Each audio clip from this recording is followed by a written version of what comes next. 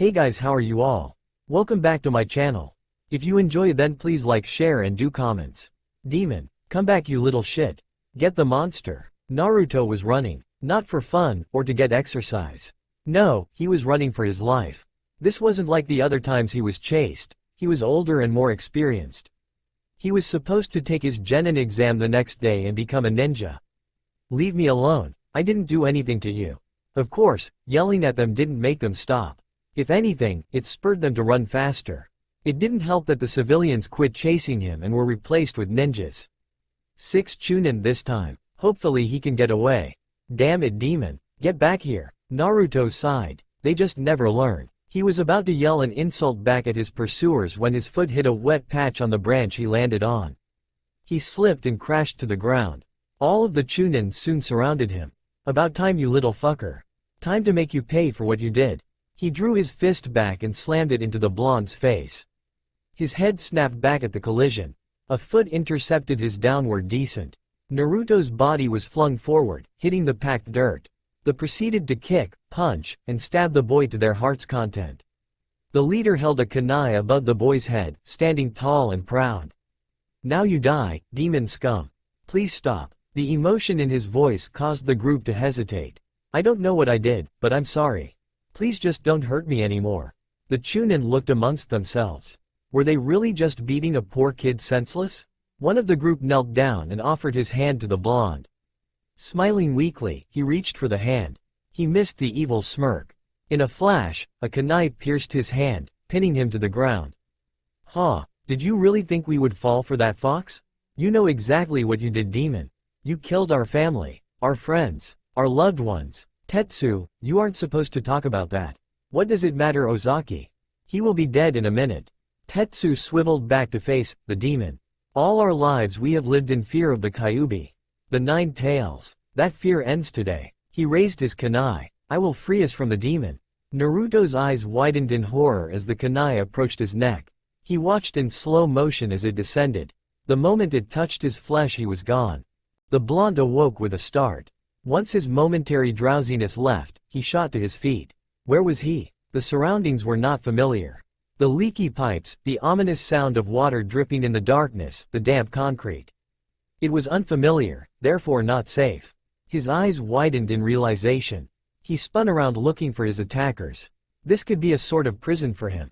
A dark chuckle was heard from the darkness. Naruto wheeled in the direction of the laugh, eyes wide with fear, and approached cautiously. The steady dripping in the distance grew louder. After a short walk, he came face to face with a set of bars. He marveled at them, as they traveled upwards for what seemed forever. How appropriate you call this place a prison, kid.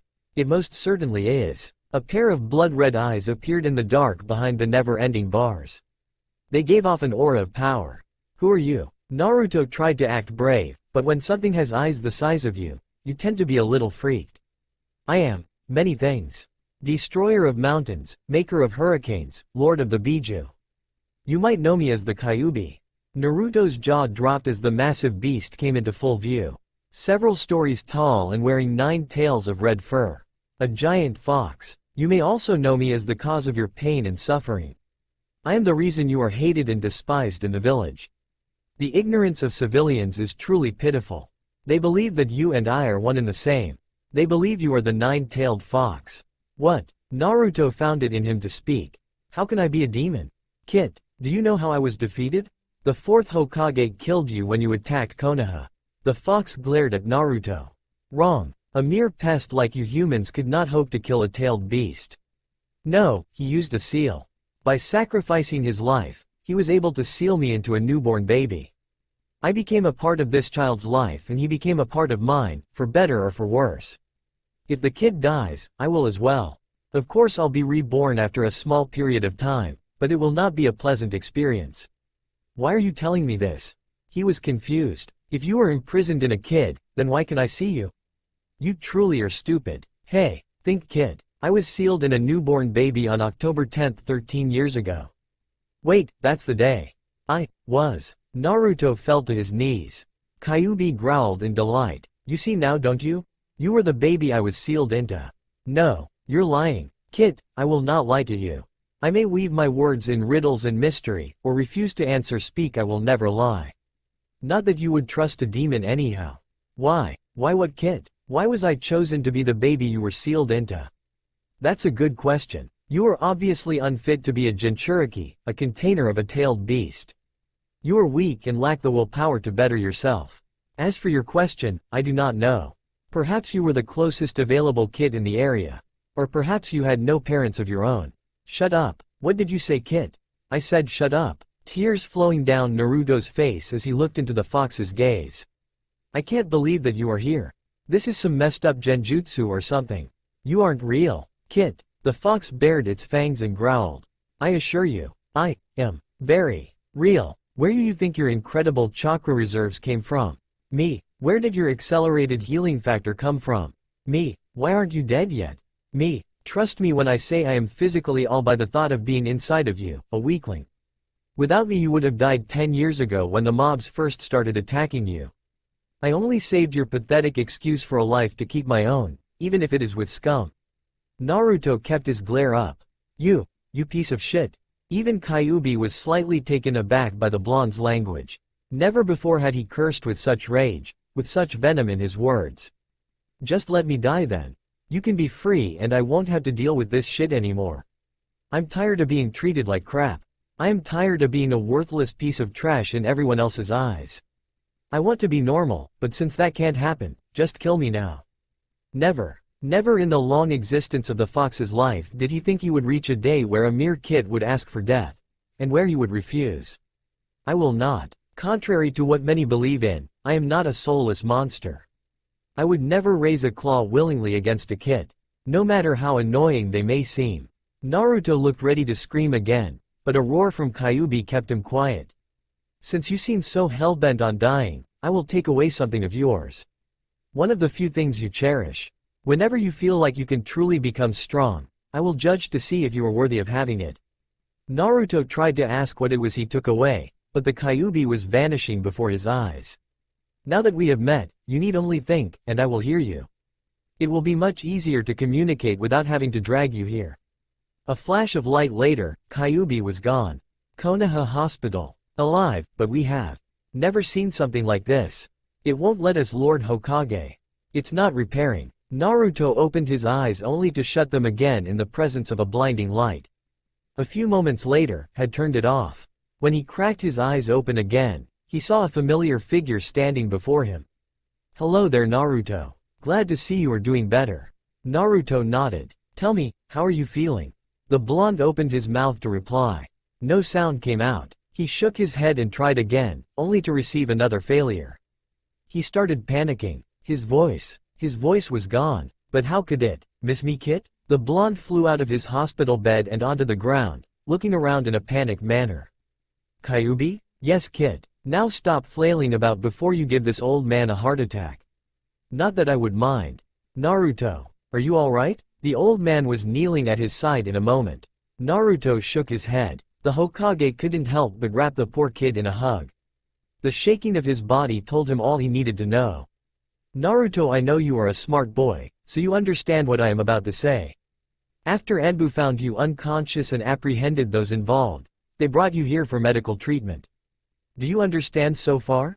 The boy nodded. After your wounds were healed, one of the medics found that your vocal cords had been rendered useless by a dark chakra. They tried to heal them, but the muscles wouldn't respond to their attempts. I'm afraid you won't be able to speak again. The blonde stiffened. This is what you took? Yes. Unless you have the will to live, your voice means nothing. Your opinion means nothing. You mean nothing. Give it back. I want to be able to speak again. It's not fair. Life isn't fair, kid. Deal with the consequences. Naruto? The Hokage shook the boy out of his stupor. The blonde looked up at the old man he considered one of his friends. Good, I thought I lost you. Now I know it is a bit late, but if you would like, since you are all healed up, you may go to the academy. Today are your genin exams. Naruto nodded slightly. He would like to go still. Great, now let me write a letter for Iruka and I'll let you go. The Hokage left the room, and Naruto felt sad. He was always known as the loud and obnoxious boy. Maybe, just maybe, he had a chance to change his image. To be more than just an annoyance. The door opened to reveal the Hokage with the letter in hand. "Here you are, Naruto. You better hurry though, the examination is about to begin." He held the letter R for the blonde. Naruto took it and left quickly. As he was running down the hall, here is inside. It was a sad day indeed to see a mere boy attacked by Konoha ninja. Naruto was standing at the classroom door, staring at it. He wanted to go in. He wanted to be a ninja, but the kids in the room were hateful. It might be better to just. No. He had to do it. Deciding all finished, he pushed the door open. Everyone turned to stare at him. Looks of hate and disgust. Iruka smiled. "Hello Naruto. Glad you decide to drop by. You missed the first." He was cut off when a letter was handed to him. Iruka opened and read it. His face dropped into a frown. "I'm sorry that happened, Naruto. Please take a seat. I will speak with you before you take your test." "Hey Iruka-sensei, why does Naruto get to stay? He was late," a pink-haired girl yelled out, a few others muttering in agreement. Iruka looked at Naruto, asking a silent question. Naruto stiffened and nodded slowly.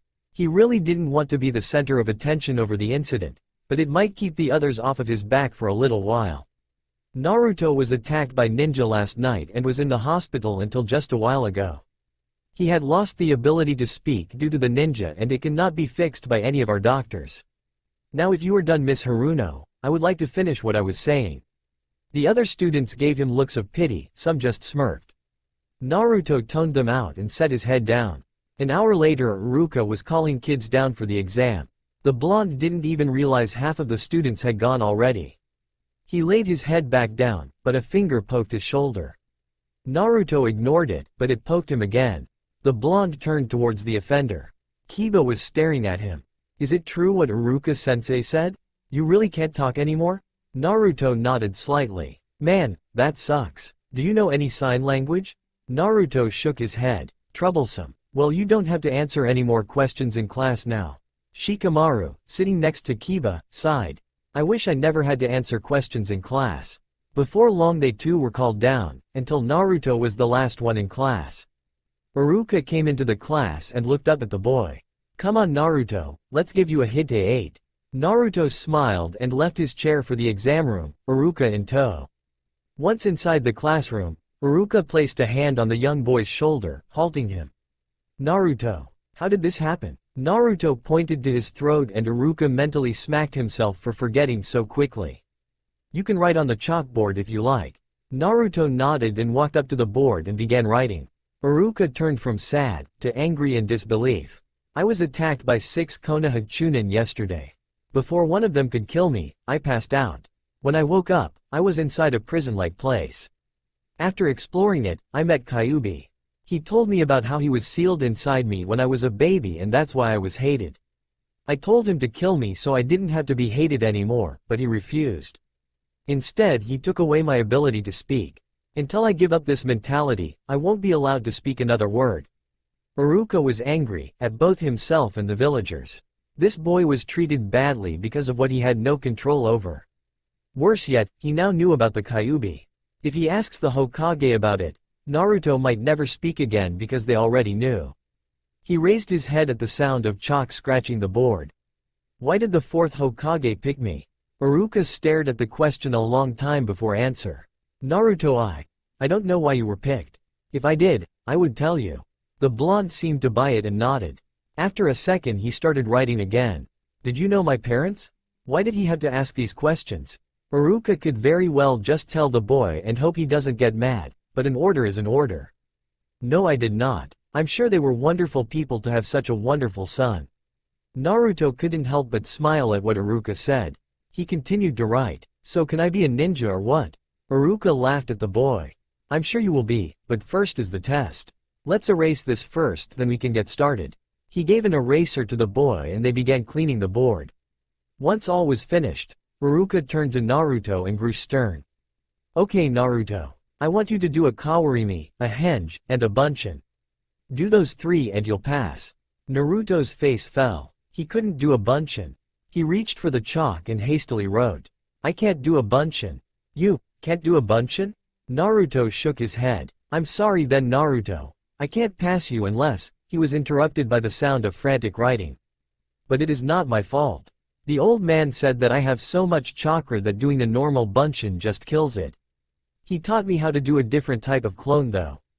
Please let me do that instead. Iruka raised his eyebrows at this. What kind of clone? Kage bunshin no jutsu. Iruka's eyes widened. Naruto can make a shadow clone. If you can do kawarimi, a henge, and make 2 shadow clones, I will let you pass, but only after talking to the Hokage. I don't want to find out you lied and actually stole the forbidden scroll or something.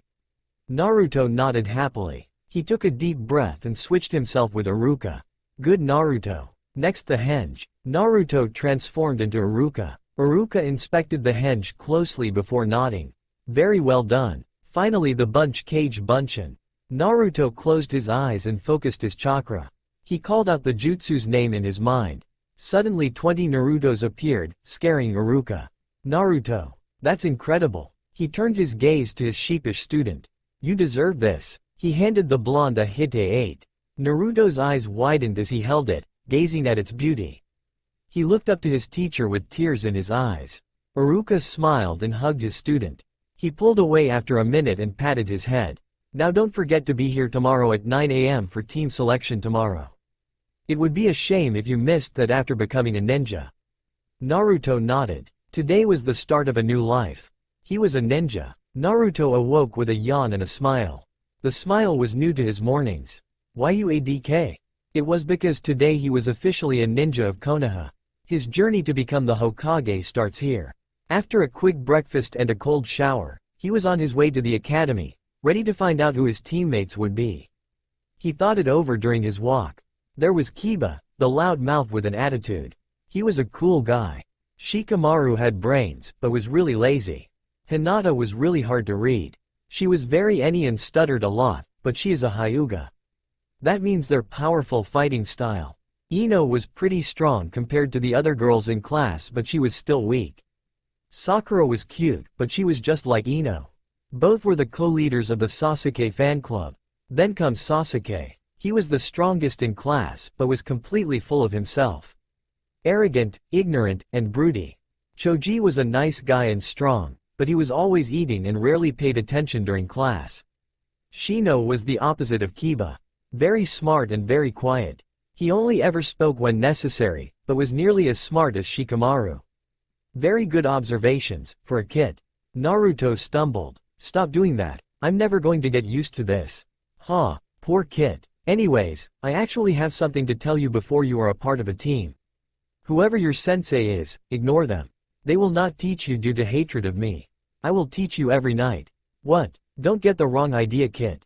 I just can't have my container be useless. Otherwise you will die. That means I die, and the rebirthing process, as I have said before, is unpleasant to say the least. I guess. You know, you are being awfully nice. What is it you want? I told you, I want a strong container.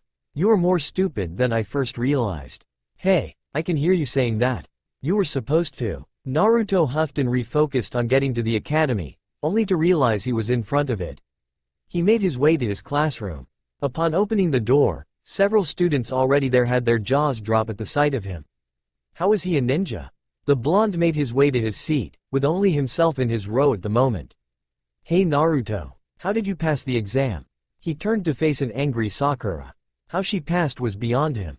He pointed to his throat. She glared for a moment longer before remembering that he couldn't speak. Her face flushed. I'm sorry, I forgot. He waved his hand like it didn't matter. Sakura went back to her seat, thoroughly embarrassed. Naruto went back to his earlier thoughts. So Kyuubi, what do you think about my future teammates? I couldn't care less about the other kids. Humor me. The one with the bugs or the lazy one would make a good strategist. The one with the Byakugan of the dog lover would make a good tracker. Ideally, you would want them. Before Naruto could reply, he was punched. The blonde grabbed his cheek and whipped his head towards the offending party. Geez, I thought you were dead. You weren't moving or anything. Naruto glared at Kiba. Sorry dude. Naruto sighed and turned towards the front, Iruka now in class. Welcome back Genin. This will be your last day in the academy. From this point on you will be ninja of Konoha. Do well, gain strength, and become the best ninja you can be. Some of the students cheered. Now, you still have to be here for a while longer. I will start with team placement. Team 1 is Iruka went through the teams one by one. Naruto wasn't paying much attention until he heard his name. Team 7 is Naruto Uzumaki, Sakura Haruno, and Sasuke Uchiha. Sakura cheered at hearing she would be on the same team as the Uchiha. You got the worst two out of the bunch. Your luck stinks, kid. Shut up, furball. I know that. What did you call me? Naruto toned out the fox as Iruka was finishing naming teams. Any questions? Good. Your instructors will be here with you shortly. I'm proud to say that this was one of the best classes I have taught. Make Konoha proud. Iruka was about to leave when Naruto shot up from his seat. Naruto? The blonde ran to the board and grabbed a piece of chalk. Thank you. Iruka wasn't ashamed to admit he teared up a bit. Naruto wasn't the strongest or the smartest student he had, but the bond they had formed made him seem more like a son than a student. Iruka knelt down and hugged Naruto, to the shock of the others. You are very welcome. His voice was quiet, so as not to be overheard. I better hear about how you are the most amazing ninja ever, okay? If not, I'll find you and drag you back here. Naruto broke safe from the hug and nodded with a smile. Iruka stood up and took one last look at the class before leaving. After Naruto returned to his seat, and Kiba asking him a bunch of questions, the classroom door opened up. A woman with red eyes and a man with a cigarette walked in. I'm Yuhi Kurenai. Team 8, come with me. The red-eyed woman left, Shino, Hinata, and Kiba in tow. The man with the cigarette took a long drag before speaking. I'm Asuma Sarutobi. Team 10 is with me. Ino, Choji, and Shikamaru all left. It went like that for the next 20 minutes, Junin senseis coming by to pick up their newly formed team.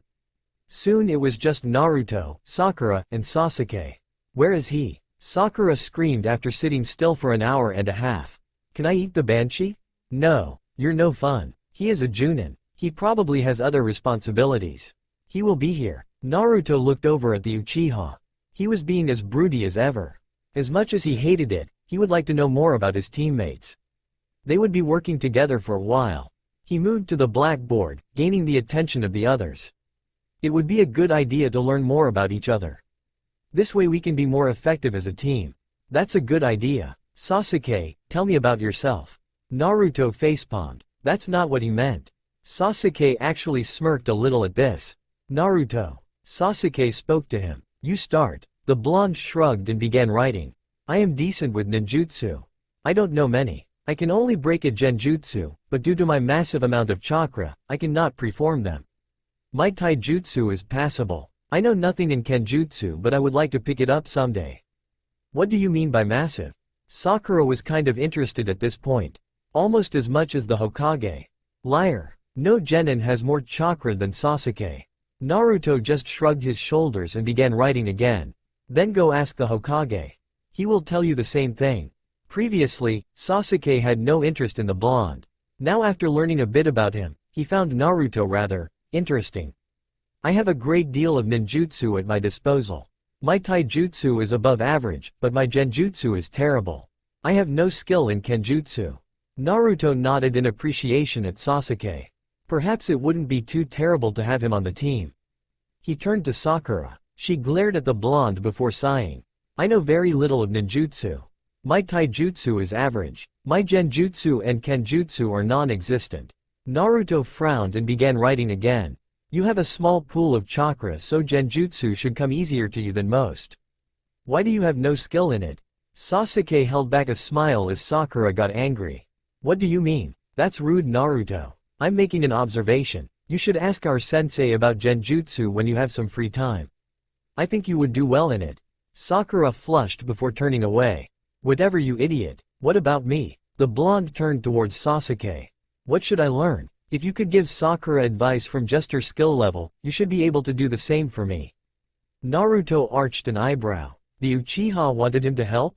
Maybe he fell asleep while waiting for his sensei and this is just a dream. Either way, he began to write. From what you have said, I think chakra control is what you should focus on. You have a big pool of chakra, but can't use it efficiently. You waste more than you should. That will let you use more ninjutsu during a fight. Sasuke nodded. It was a fair assessment. Sakura, however, took it as an insult towards her beloved Sasuke. What do you mean, idiot? Sasuke is the best at everything. As she continued her rant, Naruto cleaned the chalkboard. A man with silver hair walked in and stared at the scene. They all turned to face him. My first impression of you is, you are all stupid. Meet me on the roof in 5 minutes. He left via Shunshin, a swirl of leaves in his wake. 5 minutes later, the group sat atop the academy roof. Let's start with introducing ourselves. Likes, dislikes, hobbies, dreams, goals for the future and whatnot. Sensei, why don't you go first to show us how it's done? Sakura sat at attention, ready to make a good impression. Very well. I am Hitaki Kakashi. My likes, I can't tell you. My dislikes, I can't tell you that either. I have no hobbies. As for dreams, I never really thought about it. The group sweat dropped at their sensei. Pinky, you are first. I'm Sakura Haruno. I like, she blushes and looks at Sasuke. My dislikes are Ino and Naruto. My hobbies are, she giggles at Sasuke. My dreams are, she looks at Sasuke and squeals. Okay, Broody, you're up. My name is Sasuke Uchiha. My likes are few and my dislikes are many. I have no hobbies and my dream is to kill a certain man. That was depressing. Bondi, your turn. Naruto opened his mouth to speak, but quickly closed it. He almost forgot he couldn't.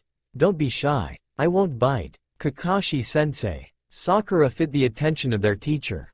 Naruto can't speak. He was attacked by ninja and lost the ability to. Kakashi's visible eye widened a bit before returning to its normal state. I see. Well, that's fine. Tomorrow meet at training ground 7 at 6 a.m. You will take your test then. What? But sensei, we already took our genin test. Sakura seemed angry. That was just to weed out those who had no chance of becoming genin. This test will determine if you can actually become genin. Kakashi stood up. Oh, and don't eat anything, you'll vomit if you do. Kakashi disappeared in a swirl of leaves. The Hokage Tower. Lord Hokage, you can't really allow that boy to become a ninja. The Hokage was in the middle of a meeting with the elders. He really hated this. I've told you once and I will tell you again. Naruto shows great skill as a ninja and would benefit Konoha greatly. Now leave, I have work to do. The elders bowed before shuffling out of the office. A few minutes later, his secretary poked her head in the door. Lord Hokage, Uzumaki is here to see you. Hiruzen smiled. Send him in. He could always be cheered up by the young man. The blonde walked in shortly after and made his way to the seat opposite of the Hokage. Good to see you, Naruto. Now that you're a genin, I'm sure you will have my hat in no time. The boy smiled. The Hokage grabbed a blank piece of paper and a pen for him to use. Naruto scribbled for a bit before passing the paper back. Did you know that Kyuubi is inside of me? The old man nearly had a heart attack. Who told you this? Kyuubi did. He is kind of a jerk. As disastrous as the situation was, he couldn't help but chuckle. Naruto just called the Lord of Demons a jerk. He sighed and lowered his head. Yes, Naruto, I knew. I never told you because you were too young to know. I didn't think you would be able to handle it. I don't like that you kept a secret from me, but it doesn't matter now. I have a question that Kyuubi said you can answer. Did you know my parents? Hiruzen was getting nervous. Hopefully the fox didn't tell him who they were if he knew. Yes, I did know them. Can you tell me their names? I'm sorry, Naruto, but I can't tell you that. Your father asked me to wait until you were 18 or became a Junin before I tell you. I can't betray his request. Naruto stared at the Hokage, sadness in his eyes. That's okay, I guess. I did want to ask something else though. Can you help me with my speaking problem? I can't tell people anything unless I write it down, and carrying around paper and pens would be annoying.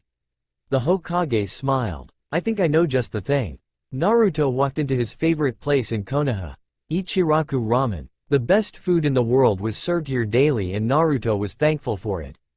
Naruto, welcome back. We haven't seen you here in a few days and we were getting worried. Ayame, Ichiraku's daughter, smiled as the blonde took his usual seat. I see you passed your exam as well. Now you are a ninja. Congratulations. Ichiraku walked over to the pair. He always enjoyed having the blonde around. He made the place more lively. One bowl on the house for the young man. So what will it be today? Naruto reached to his back and unstrapped a small blackboard, courtesy of the Hokage, and a pack of chalk from a pocket. Miso sounds good. The pair raised their eyebrows at the blonde. I'll get right on it then. Ichiraku disappeared into the back of the restaurant. Naruto, why are you writing on a blackboard? After a few minutes and several times erasing the board, he finally told the two his story. That's terrible. You won't be able to speak again? Ayame was crying. Her father patted her back comfortingly. A few more minutes flew by and the blonde was on his way home. Upon reaching his destination he quickly flopped into bed, ready for some well-deserved rest. No rest for you, kid, we will be training tonight. Come on, there's no way I can train in this condition. I'll drop to the ground after an hour. We can start tomorrow. We will be training in your mind. You can sleep to let your body recover, but you will be learning what I can teach you tonight. Fine. He's late. Are you sure I can't eat the banshee? You cannot eat her, period. Why is he always late? We'll see. I look forward to it. Team 7 sat in the training grounds as it approached 8 a.m. Sakura was ranting and Sasuke was broody as usual, but not as broody as he used to be. Naruto. The blonde turned towards Sasuke. Do you know why Sensei is always late? Naruto shook his head. If he knew he would put a stop to it, he could have slept in and learned more from Kyuubi. Yo, Kakashi appeared in front of the three. You're late, calm down. Anyways, let's begin the test, shall we? He pulled out a clock and set it on a tree stump. You have until noon to take these from me. He held up a pair of bells. If you don't get them by noon, you will not be allowed to eat lunch. At the mention of lunch, both Sakura's and Sasuke's stomach growled. Naruto's did not. You ate before you came here? Kakashi inquired the blonde. He took a moment to write down something before showing it to his sensei. I'd rather throw up than be hungry. Besides, you didn't order us to. Kakashi smiled. You saw through it. Good job. Saw through what? Kakashi ignored Sakura and continued. After lunch you will have until 5 p.m. to collect the bells. If you don't have the bells, then you all fail. Any questions? Sakura spoke once again. Why are there only 2 bells? Ah yes. Well, only 2 of you will pass. The one without a bell will be sent back to the academy. Good luck. Kakashi started the timer and flashed a good 50 feet away. He pulled out an orange book and began reading. Kit, I'm busy. Listen, this test isn't what it seems. There are no genin teams with only 3 people. All of them have 4. Sasuke and Sakura sped into the trees while Naruto stood there conversing with the fox. Naruto? Do you plan on hiding from me? Naruto shook his head clear and stared at his sensei. He shrugged. Well then let's see what you got. Naruto shrugged again and took a stance. What's that stance? I have never seen it before. After another shrug, Kakashi gave up asking questions. Naruto approached him with speed, ready to punch Kakashi in the gut. Kakashi made to block as the hand was withdrawn and replaced with a foot to his side. A feint? Kakashi stepped back, allowing the foot to pass by harmlessly. Naruto kept off the ground, keeping his momentum up, and attacked with the other leg. Kakashi blocked effortlessly and pushed the blonde back. Naruto was about to swing his fist again, when Kyuubi's words rang in his head. Smirking, he leapt back and walked away from the copy ninja. Said ninja stared at the boy in confusion before turning back to his book. He searched the trees for his teammates. He understood what Kyuubi meant now. The test was supposed to make them fight against each other, when in reality they should work together to get the bells. Teamwork. He mentally made a note to thank the fox. Soon he came across Sakura, hiding in a bush, and sighed. This would really suck. He knelt down and poked her shoulder. Ah! She turned around to find her attacker, only to see Naruto sitting there writing instead. What the hell, Naruto? Why would you do that? I figured out what the test actually is. If you want to pass, come with me and find Sasuke. If not, we will all be at the academy tomorrow. She glared at the blonde, but stood up anyways to show she was ready. Naruto smiled and started running in the direction Sasuke had gone. A few minutes later, they found their teammate in a tree. Sasuke. He looked down to see his teammates standing there. Naruto said he figured out the test, and if you want to pass, get down here now. Sasuke jumped down from the tree and sighed. Let's hear it. Kakashi was happy. He was reading his book and his team was nowhere to be found. The peace and quiet of it all was almost serene. He could easily take a nap right here. That is, if he wasn't carrying the bells for the test. He would need to remember to come back here to nap sometime. Dai-sensei. Now Kakashi had heard some weird things in his time. Requests and death threats were often thrown his way. However, he never expected a pink-haired genin, wielding a kunai, to charge at him telling him to die. This was a first for the copy ninja. He sidestepped the lunge, only to block a punch from Sasuke. He threw Sasuke off balance and turned back to the pinkette. She lunged again and he easily disarmed her. Naruto came up for a kick from behind his sensei, but his sensei ducked. Naruto jumped back as Sasuke was finishing his hand seals. Kaden. Gokakyu no Jutsu. A large ball of fire erupted from his mouth and raced towards Kakashi. When it connected, it exploded, scorching the ground and making the genin back up. Kage Bunshin no Jutsu. 30 Narutos filled the field and rushed into the smoke. Sasuke and Sakura were both stunned at the amount of clones Naruto had made. And he didn't even seem fazed. A bell rang farther off in the clearing, signaling it was noon. Well, good try, kids. Perhaps after lunch you can try again. Kakashi walked out of the smoke unharmed. He felt a poke on his shoulder and turned to see Naruto. Yes, Naruto? Naruto held up his hand and opened it, revealing 2 bells. Kakashi stared at them and then at his side before sighing. With a smile he congratulated the blonde. Good job, Naruto. Now who will the second bell go to? Naruto looked at the bells and back at his teammates. Sakura looked scared and Sasuke confident. Naruto tossed both bells to his teammates, which stunned them. He had left out that part and hoped he would be the one to reach the bells first. I can't leave my teammates behind. No matter what. Kakashi smiled proudly at the boy and ruffled his hair.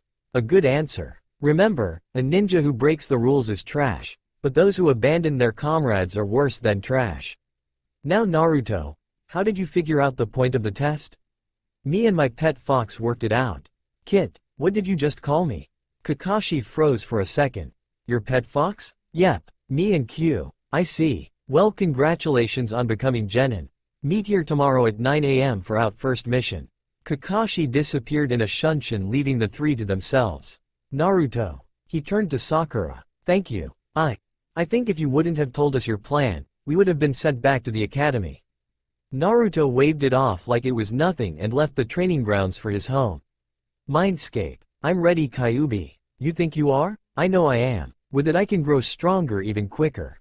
Perhaps. I will give you the trial if you think you are ready. It will not be easy and failure means death. We'll all have to finish quickly so we can still do some training tonight. You would have thought all of Konoha had burst into flames, based off of the size of the grin Kyuubi was wearing. Morning came and the blonde felt like crap. Everything ached and he was sure his eyes were made of fire. After somehow managing to pull himself out of bed, Naruto glanced at his body. At least he survived. It almost wasn't worth going through what Kyuubi made him do. After preparing for their first official mission as ninja, he dragged himself to the meeting spot for his teammates. You're late, Naruto. If you eat her, I will set you free. Deal. Sakura stalked over to Naruto, fist raised, ready to smash his head in. When he dodged her punch she was surprised. When he punched her back she was shocked. Sakura flew back a couple of feet before falling to the ground. Why did you punch me? I'm tired of you treating me like a punching bag. If you aren't prepared to be hit again, do not attack me. Sakura managed to get to her feet, albeit shakily.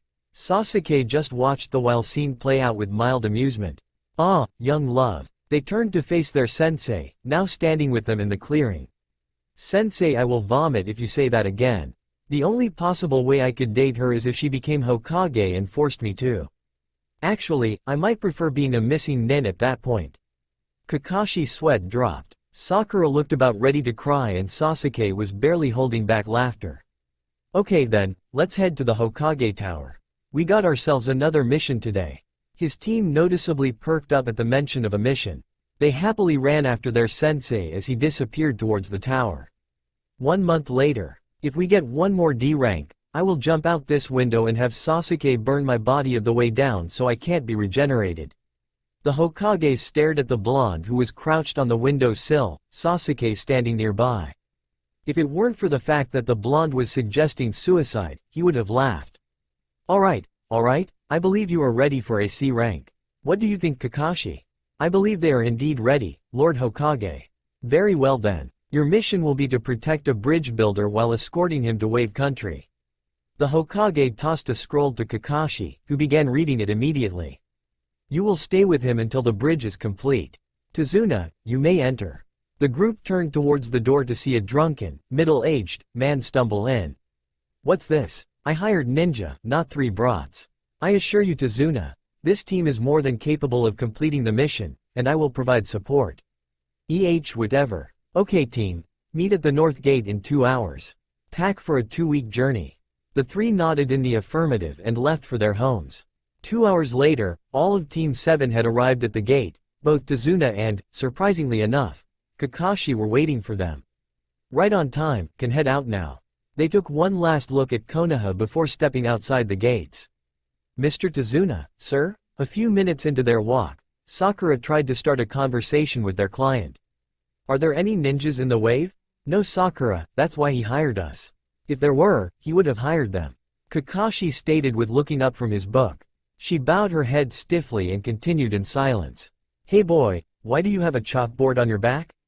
An hour into their journey, Naruto looked to Kakashi, so he wouldn't have to answer himself. He lost the ability to speak after being attacked by ninja.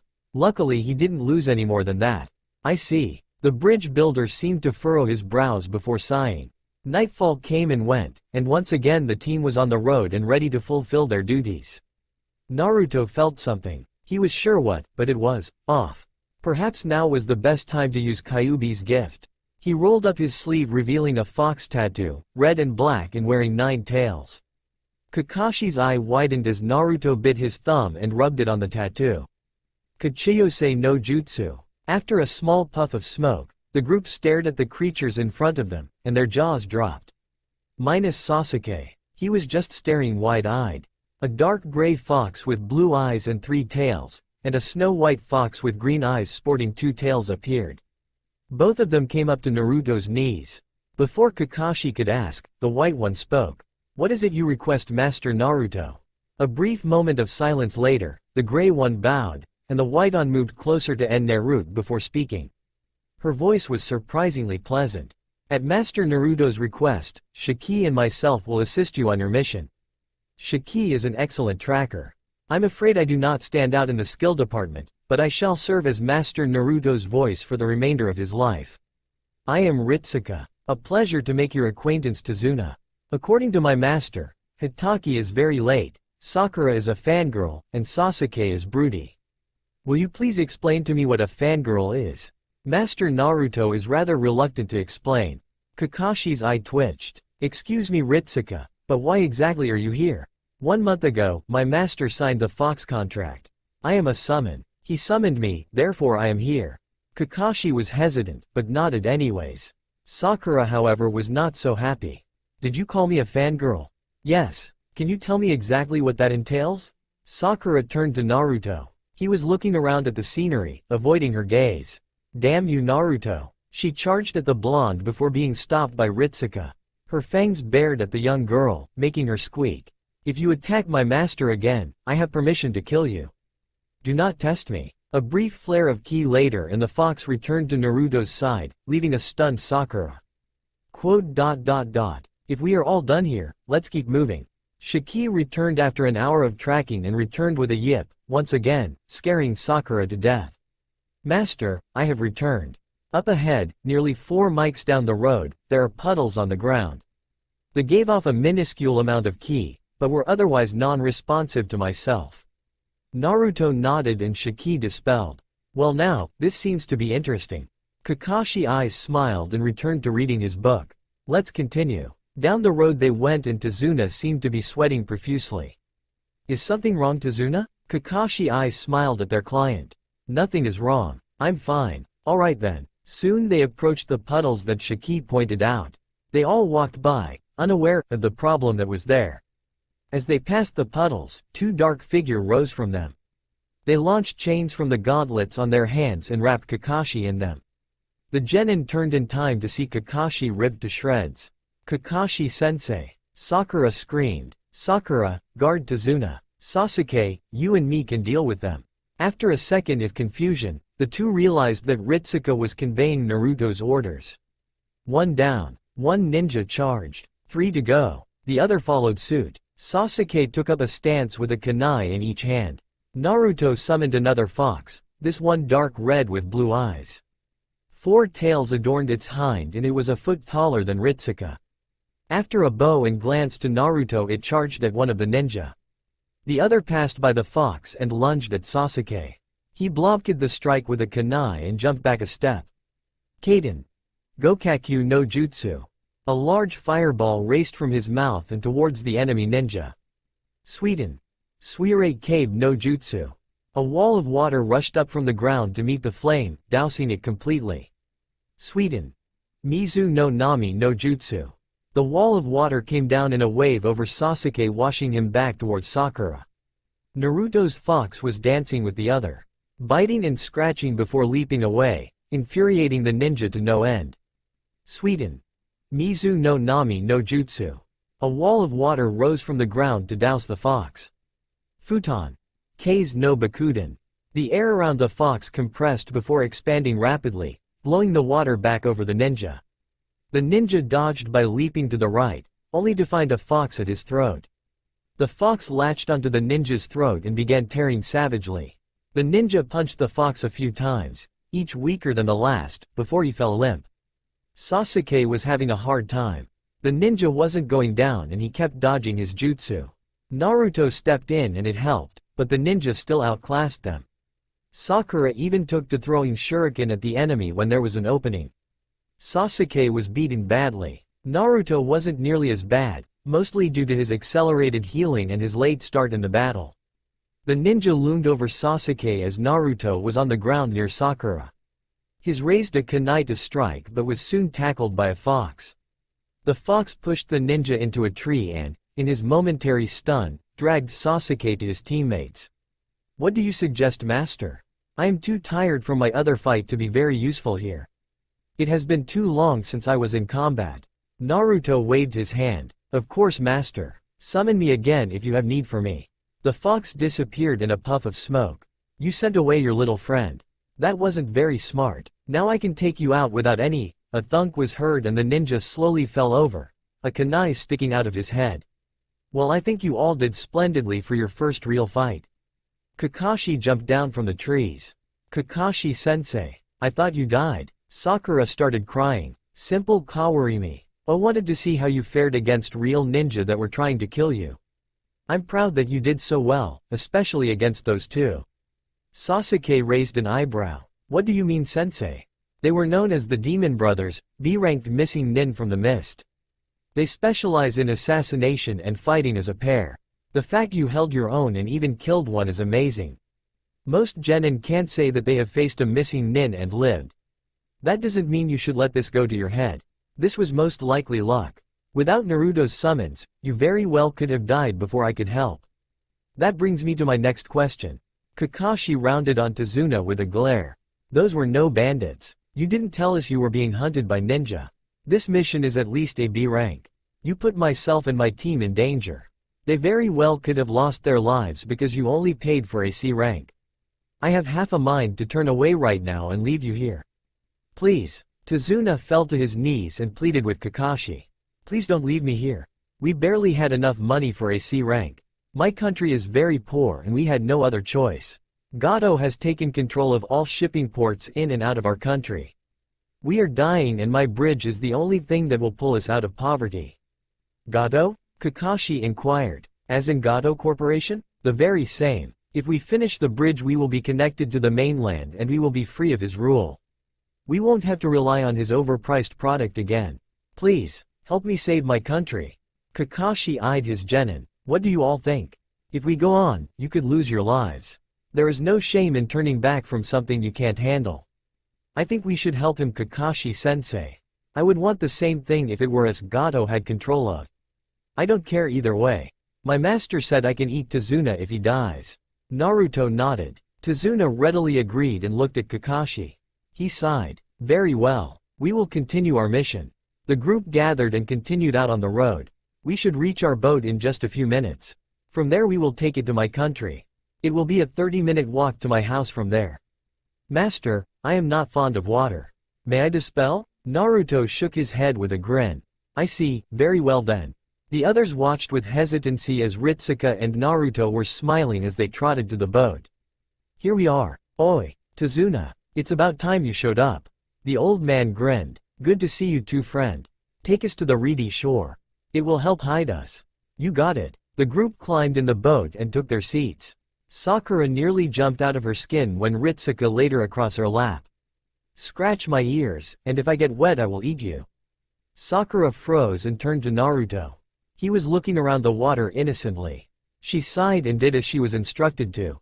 Upon reaching shore, Sakura nearly cried out with joy at being released from caring for the fox. She is very annoying, but her searching skills are very good. Naruto mentally chuckled at his summon. They all exited the boat and made their way to a small path that Tazuna said led to the village. They continued along the path in silence, ready to rest. Master, I can smell 2 humans nearby. Both are strong. Everyone get ready. Kakashi and the group settled into stances. Well. It seems they spotted me. A large figure jumped down from a nearby tree and grinned manically at Team 7. Zabuza Momochi, known as the Demon of the Hidden Mist. Former member of the 7 Ninja Swordsmen of the Mist and wielder of Kabikirabocho. A rank missing nin due to the attempted assassination of the Mizukage. Kakashi glared at the larger man.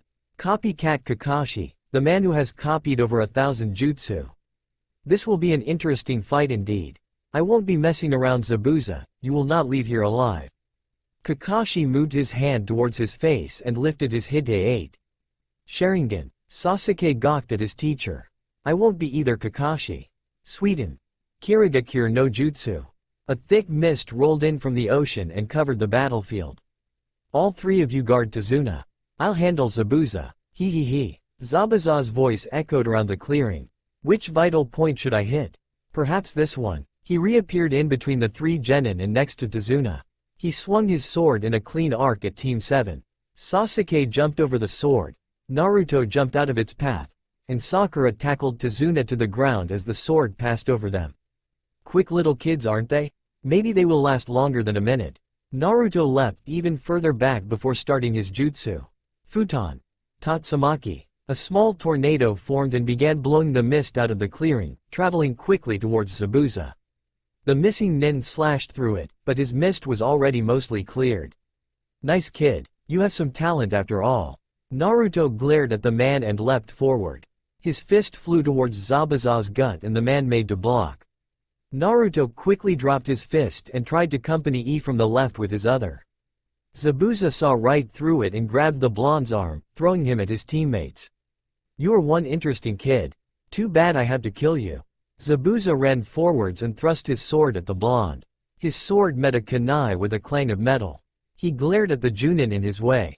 Move it, Kakashi. Over my dead body. That can be arranged. He spun quickly to gain momentum and unleashed his sword in a downward arc towards Kakashi's head. Unfortunately, he had to jump back to avoid the hail of shuriken from Sasuke. He stumbled slightly as he moved. Kakashi took advantage of this and rushed the man, forming lightning around his hand. Chidori. That thrust his hand at the man's chest. Zabuza was lucky he was light on his feet, for being so large he sidestepped it enough to just be grazed by the lightning fist, but it was still a serious injury. He clutched his side and took a few steps back. Now you die, Zabuza. Kakashi rushed with another Chidori. Zabuza raised his sword and blocked the strike, but was forced back into the tree behind him. Sasuke saw an opening and threw several kunai into the man's arms, pinning him to the tree. I'm surprised you were able to survive the Chidori strike and block a second. You fought well, but now you will die. Kunai in hand, Kakashi walked towards the heavily injured missing nin. In an instant, 2 senbon were sprouting from his neck. Kakashi wheeled around and searched for the target.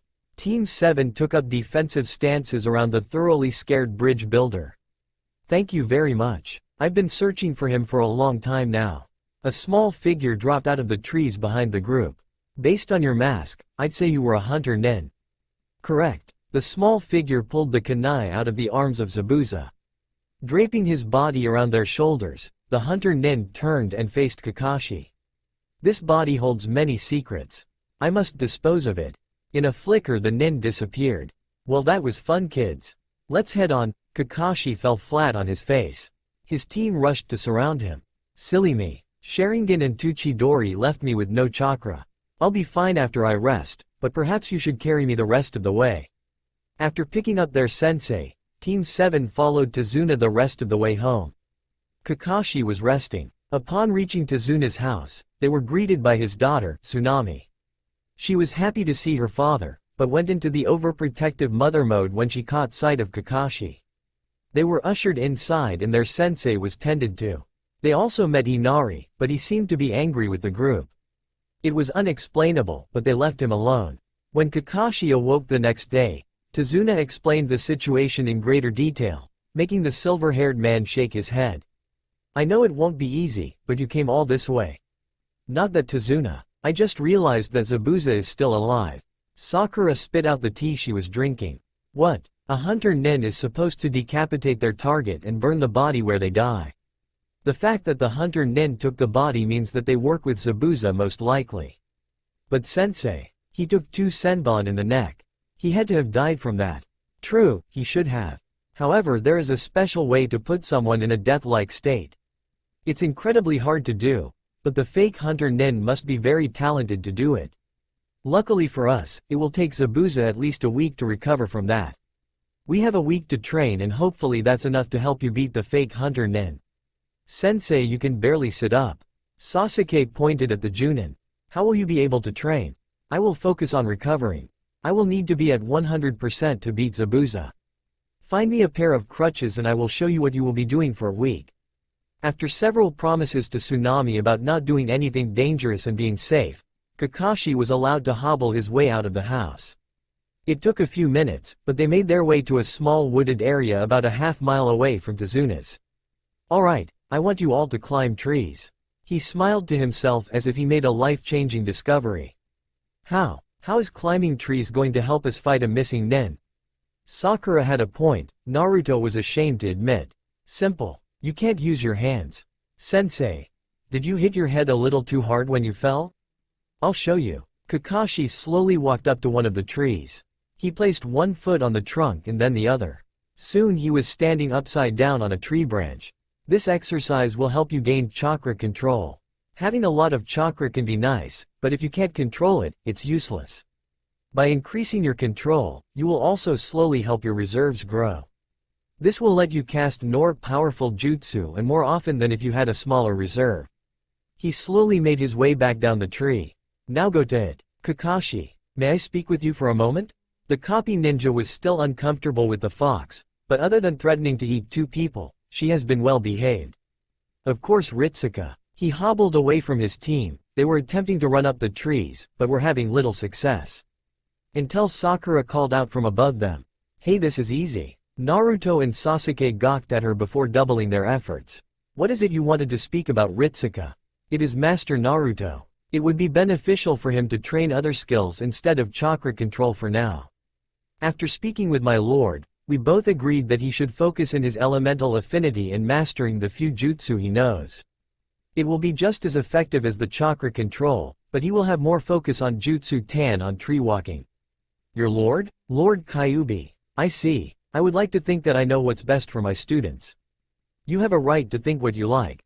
The fact still stands. Both methods would achieve the same, or near same, result. However, he shows more focus for jutsu than any other task. This is something I won't budge on. I am Naruto's sensei. You, nor Kyuubi, are in the same position. He will practice tree walking. I understand how you feel.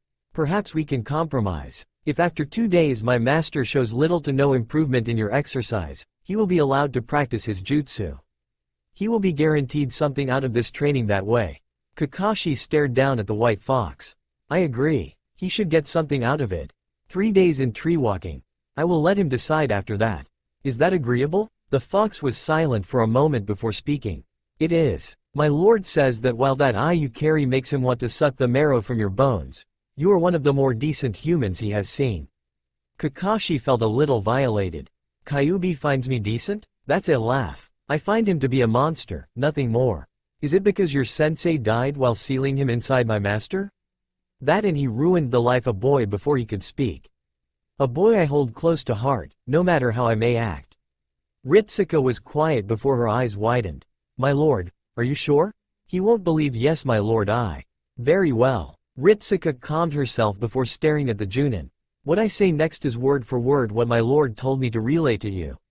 Idiot human. I might be a tailed beast and I might have killed many in my time walking the elemental nations. I am not a monster. I can experience emotions just as any human can. I can hate, but I can also love. I can kill, yet I can also save. I am not a mindless brute trying to destroy my container to break free. We are in agreement with each other when you say you hold the kid close to your heart. He is closer to me than any other being in the existence of humanity has been, save my father. I do not wish the boy harm, as it only harms me in turn. You may think of me as such, but this will prove it. Kakashi was shocked to say the least.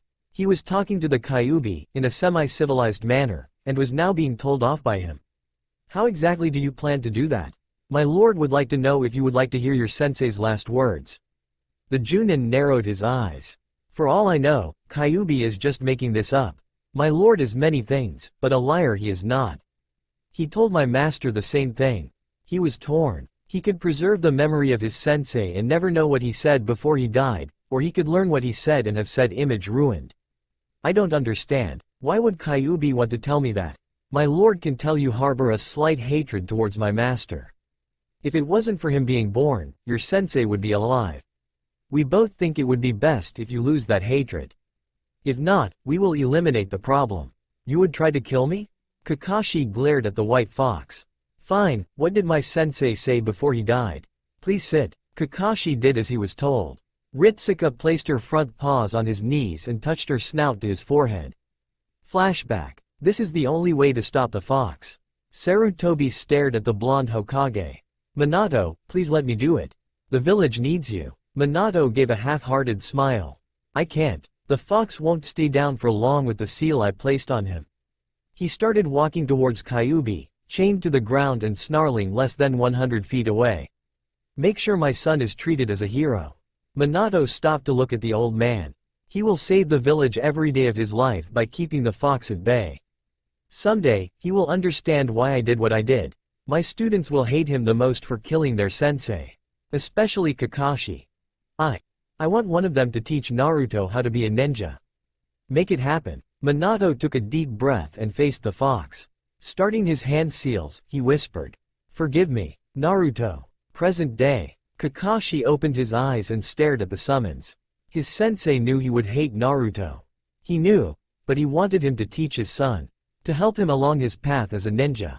In a sense, he felt that Minato entrusted his son's life to himself, and he hated himself for being so stupid. I think I understand. Thank you Ritsuka. The fox nodded, but perked up in a second. She smiled, which looked like a feral smirk, and vegan hopping around yipping excitedly. Why are you? Kakashi was cut off but a flash of light and a puff of smoke. When it cleared he could clearly see Ritsuka sitting proudly. She was still white, but her paws and ears turned blue, the new color blending into the white. She also had 3 tails now. What just happened? The number of tails a fox has is directly related to the respect my lord has for said fox and their power. By helping you, and indirectly helping my master, my lord granted me their tail. Her head was held high. Kakashi was unsure of how to proceed, but he settled on an easy way out. I guess congratulations are in order. Thank you Kakashi. Now then, you should return to the den provided by Tazuna. Resting your body is your first priority. He shook his head and turned to the house. Who knew he would taking orders from a fox less than half his size? Naruto was tired. Tree walking was harder than it looked and was even more difficult for him due to his large reserves. He was huffing on the ground alone. A few hours earlier, Sakura and Sasuke left to go eat and he assumed they were done for the day. He stood up and prepared himself to run at the tree again when he caught sight of something out of the corner of his eye. He turned and saw a girl kneeling by a tree. She had long black hair and her figure was rather small. Naruto approached her and she turned when she heard the leaves crunch. Hello there. Naruto was stunned. She was very pretty. He was just like any other boy who thought about girls, but he wasn't a pervert by any means. This girl was definitely one of the best looking girls he had ever seen though. He pulled the chalkboard off of his back and began to write. He had kept it in case Ritsuka wasn't nearby. Hello. May I ask why you are out here though? I am gathering herbs for a friend. He was injured badly when an animal attacked him. I am curious as to why you write instead of speak. I was attacked by ninja a little over a month ago. I haven't been able to speak since. Yet you are a ninja yourself? I want to be the Hokage, this way people will look up to me and respect me. I see. Perhaps we can learn from each other. I was kicked out of my village when I was young and my friend saved me. I want to become stronger to better protect my friend. I'm sorry. My village hates me as well. The girl was silent. She flushed slightly and apologized to Naruto, confusing him. I'm sorry. I just realized I never introduced myself. I am Haku. I am Naruto Uzumaki. Nice to meet you, Uzumaki. Just Naruto is fine. May I ask you a question, Haku? You may. How are you so happy? If you were hated by your village, why aren't you angry? Haku was curious as to why he would ask something like that. She stared at his eyes and saw sadness. He was sad about life. Things seemed to be hard for him, even before he lost his voice. She reached out and placed her hand on his shoulder. Naruto flinched at the contact but didn't move away. Do you have a precious person? What do you mean? Do you know someone that you would die for without hesitation? Someone who would do the same for you if put in a situation like that? Do you have someone you care for above all others? Naruto nodded. He would die for the old man in a heartbeat. Same with Iruka-sensei. They were the only two who ever cared about him. That is how I am happy. I have a precious person. I would gladly die for him if it meant he would continue living. Naruto glanced at Haku. He blushed at her smile. Are you okay? You seem to have a fever? Naruto flushed deeper and turned away from the girl. She could hear hesitancy in the words he was writing. He held the board in front of Jia's face when he turned back. I am not used to talking to pretty girls. Haku flushed. He thought she was pretty. She saw him peek around his board, his face still red. Thank you, Naruto. I've never been called that before. She almost ran when she saw his reaction. Naruto looked ready to kill someone. He began furiously writing on his board and nearly shoved it in her face when he was done. That's crazy. Everyone you know must be blind if you have never been called pretty before. Haku was touched. This boy that she has only seen twice was adamant that everyone was wrong to not call her pretty. She had never particularly cared about her looks before, but Noe felt self-conscious in front of the seething blonde. It's alright, I don't mind. I don't talk to many people anyhow. Naruto was silent for a while, not even glancing at his board, his brow furrowed. Haku stood up and was about to leave when she felt a tug at her dress. She looked down at the boy and saw the board shaking in front of him. Can you come back tomorrow? I like talking to you. She didn't know what to say. All her life she was a tool for her master to use. She was in the background, but Naruto wanted to talk to her. He wanted her attention for nothing more than to get to know her. I will try to come back. She felt her cheek tighten at seeing the blonde grin. He was happy about getting to see her again. Goodbye, Naruto. He waved as she walked away.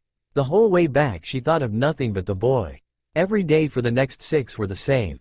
Team 7 would wake up, eat, train more, eat, then go to sleep.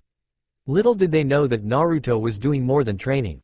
He was able to make it halfway up the tree after 3 days, so Kakashi told him that he should work on his jutsu instead. Naruto happily agreed. After the final training session, Sakura and Sasuke would go home and Naruto would meet with Haku. They talked for hours at a time, learning more about each other and laughing together. The blonde loved hearing Haku laugh. To him it was an amazing sound. When he told her that, she blushed and waved it off, but inside she was beaming. She almost forgot that they would be fighting soon. She was excited for their next meeting and was humming slightly on her way there. When she reached the meeting spot, however, she saw Naruto curled against a tree. He was crying. Naruto! She yelled and ran towards the blonde. He raised his head and saw her, but the crying continued. Naruto! She fell to her knees next to him. What happened? What's wrong? Nothing prepared her for what happened next. The blonde jumped at her and cried into her shoulder. He was hugging her. Haku was still for a few moments before she slowly wrapped her arms around him. Naruto, tell me what happened. You will be alright. I'm here, don't worry. She never thought that she would be comforting someone, let alone be hugged. The feeling was pleasant, but the circumstances were not. After a few minutes, Naruto pulled himself away and began writing on his board shakily. Flashback. His teammates were curious. The blonde had been exceptionally happy the past few days. They tried to get him to explain what was going on, but Ritsuka growled at them. Tsunami was happy to see the boy in such high spirits. She often praised him for keeping happy in such a time. That happiness was not to last though. During one of the meals the group was having, Inari came into the room looking even more angry than usual. "You are all going to die. Inari." His mother scolded him for such talking. "Well, it's true. Anyone who faces Gato will die. You should leave while you can."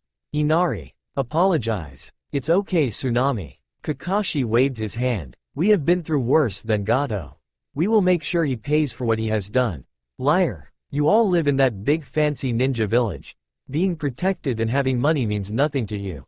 You don't know what it's like to suffer." Kakashi stiffened and everyone slowly turned towards Naruto. He was leaking ki like he had enough to drown the country in it. "We don't know what suffering is?"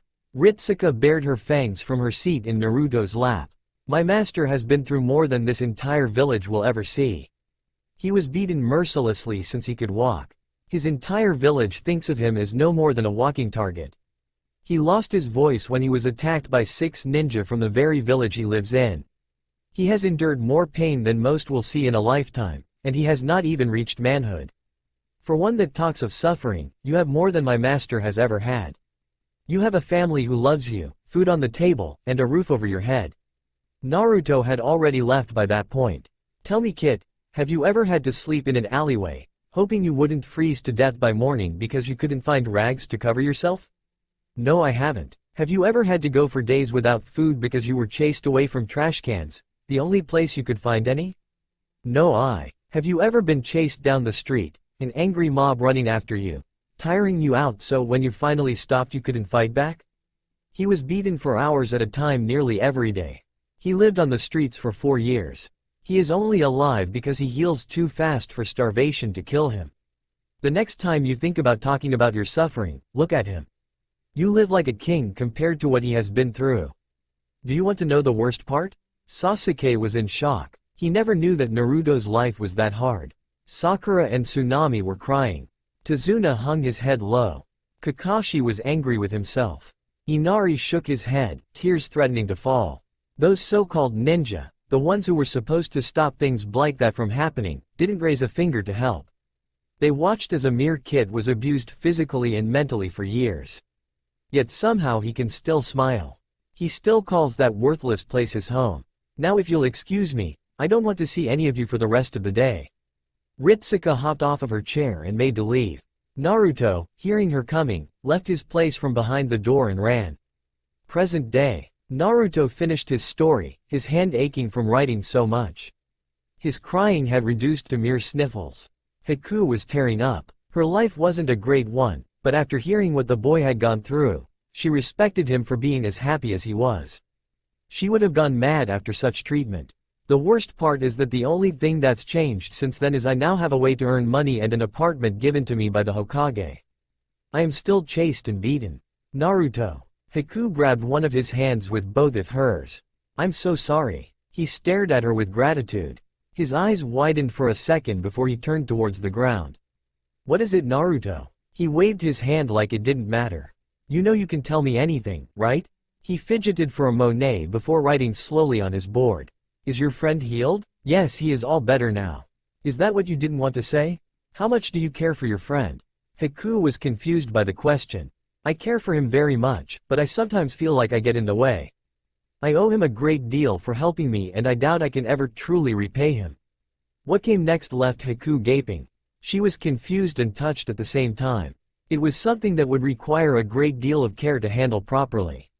One wrong word and everything up until now would be meaningless. She hated to admit it, but she did care for Naruto. She liked that he focused on her. However, she never meant for it to go this far. "If I asked, would you run away with me?" Confused. Haku was very confused. Not because of the weird semi-request the blonde had made, but because she was actually considering it. She was raised to be a tool.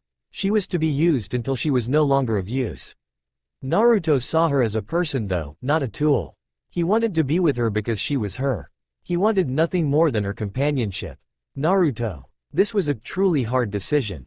She had been with Zabuza all her life, working for him in order to pay back the life he gave her. This was a chance to leave. A chance to be free from that debt. Naruto was nice to her. He was caring and sweet. She could remember the one time she met him and age had a cut on her arm from training. He began fusing over her and demanded that she received medical attention. It was cute in a way. Zabuza gave her a life. She had no right to turn back on him because she had a chance to be free. Naruto would be heartbroken, but she couldn't stay with him. Can't. Naruto's face fell. He felt horrible, like someone had thrusted a kunai into his gut. He was on the verge of tears when he felt a pair of arms wrap around him. Naruto, don't cry. I'm very happy that you would consider asking me this, but I can't. My friend needs me. If I were to disappear, he would be worried. Besides, you are a ninja. You can't abandon your village for me. Come with me back to Konoha then. Your friend can come too. Haku couldn't believe it. I have 2 people at home that I am able to talk to. I really like you and I don't want you to leave me. You said that you and your friend travel, so come to Konoha. You could live there. This way I could see you all the time. Haku was tearing up. She tried to hold back her tears, but to no avail. She cried. Naruto's eyes went wide and he started writing furiously. I'm sorry. Please don't cry. Just forget I said anything. I'm so sorry. Haku wiped her eyes with the back of her hand.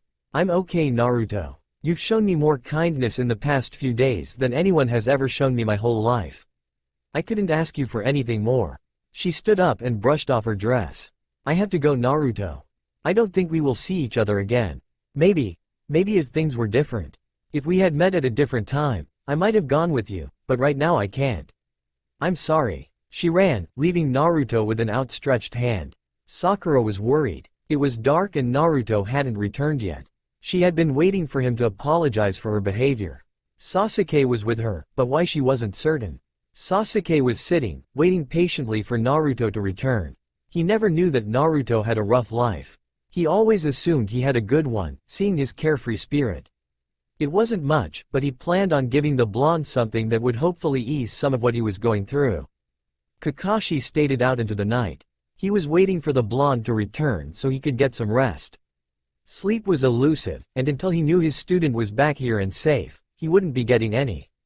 Naruto was sad. He should have figured that Haku didn't want to be with him. Just like the villagers, she wanted nothing to do with him. He trudged back home, thinking over everything that had transpired the last few days. The time Haku was injured and he couldn't focus on anything but that. The first time they mutually hugged before she left for her friend. Even the moments before she left. She ran and never looked back. No one ever looked back. He was tired of the way his life was going. Even if it meant unending pain for the rest of his life, he wanted someone to care enough to look back. He wanted to be noticed before he said something. He wanted someone to fret over whether or not he was eating enough. Anything. He just wanted someone to care for. Someone who would care back. He raised his head and saw he was at Tezuna's. Sighing, Naruto pushed the door open and silently made his way to the guest room he was given. Maybe a good night's sleep would help him get over all of this. When he opened his bedroom door, he found Sasuke and Sakura. Naruto. She ran up to him and gave him the biggest hug she possibly could. When she finally let him go, Naruto turned to Sasuke. I'm not going to hug you. Naruto grinned. Where have you been, Naruto? We were worried about you. Naruto was about to start writing when Ritsuka trotted into the room. I can smell a vixen on him. A vixen? Sakura looked at Naruto strangely. You mean he was with a fox? I believe Ritsuka meant he was with a girl. Sasuke smirked at the blushing Naruto. Sakura gaped at him and her face flushed. What do you mean with a girl?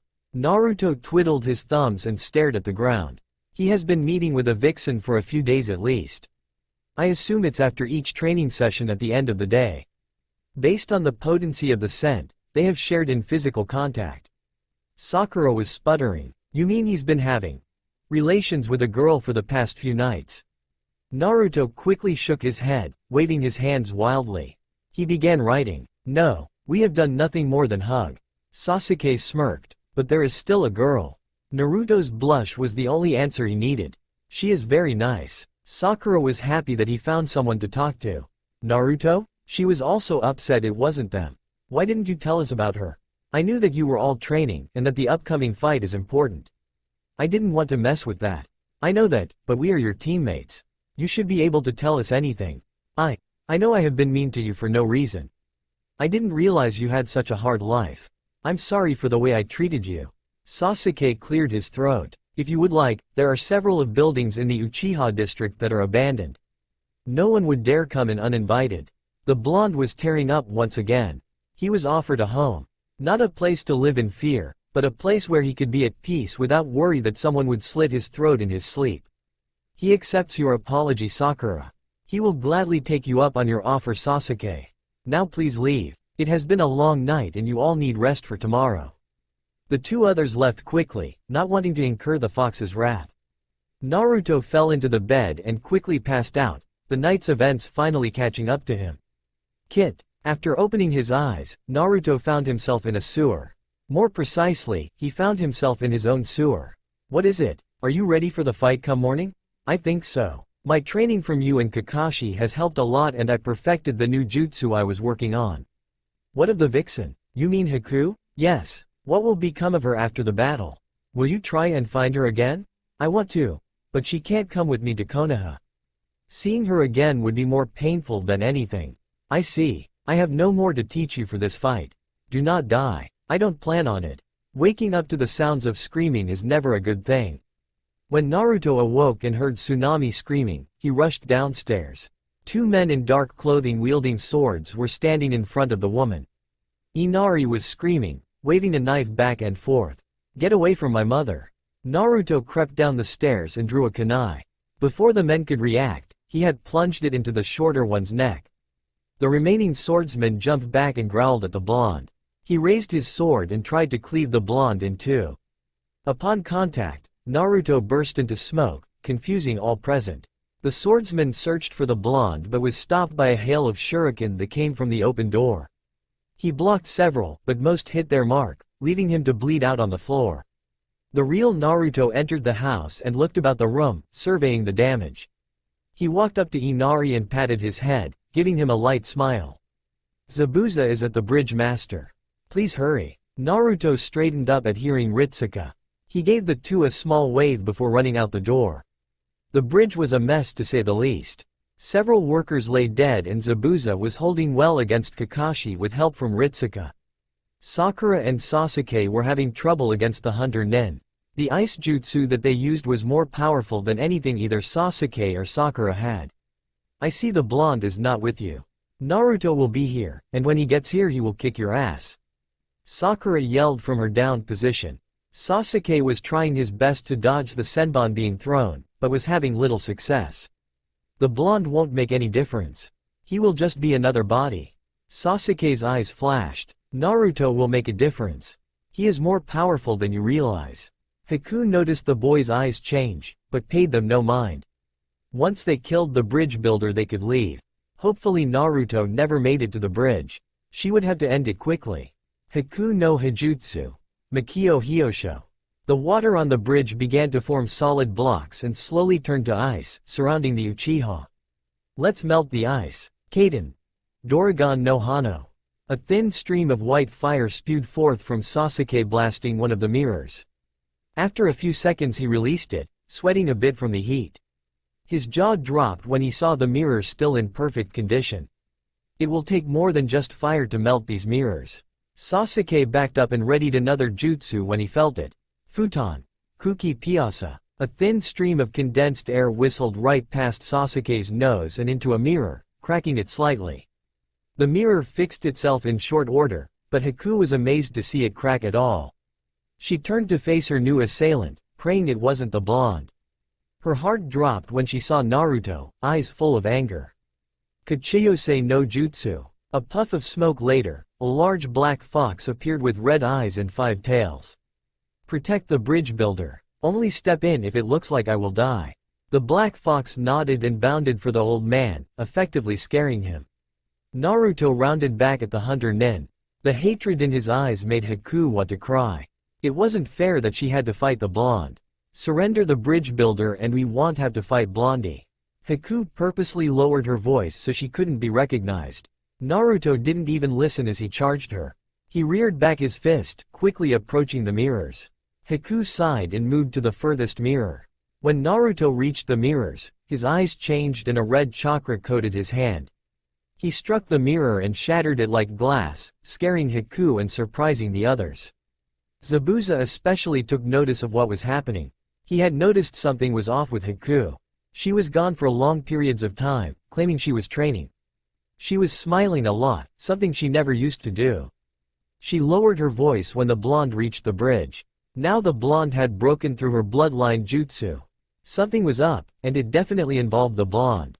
Haku, I don't know what's wrong with you, but step it up. We need that bridge builder. Haku froze. Zabuza just said her name.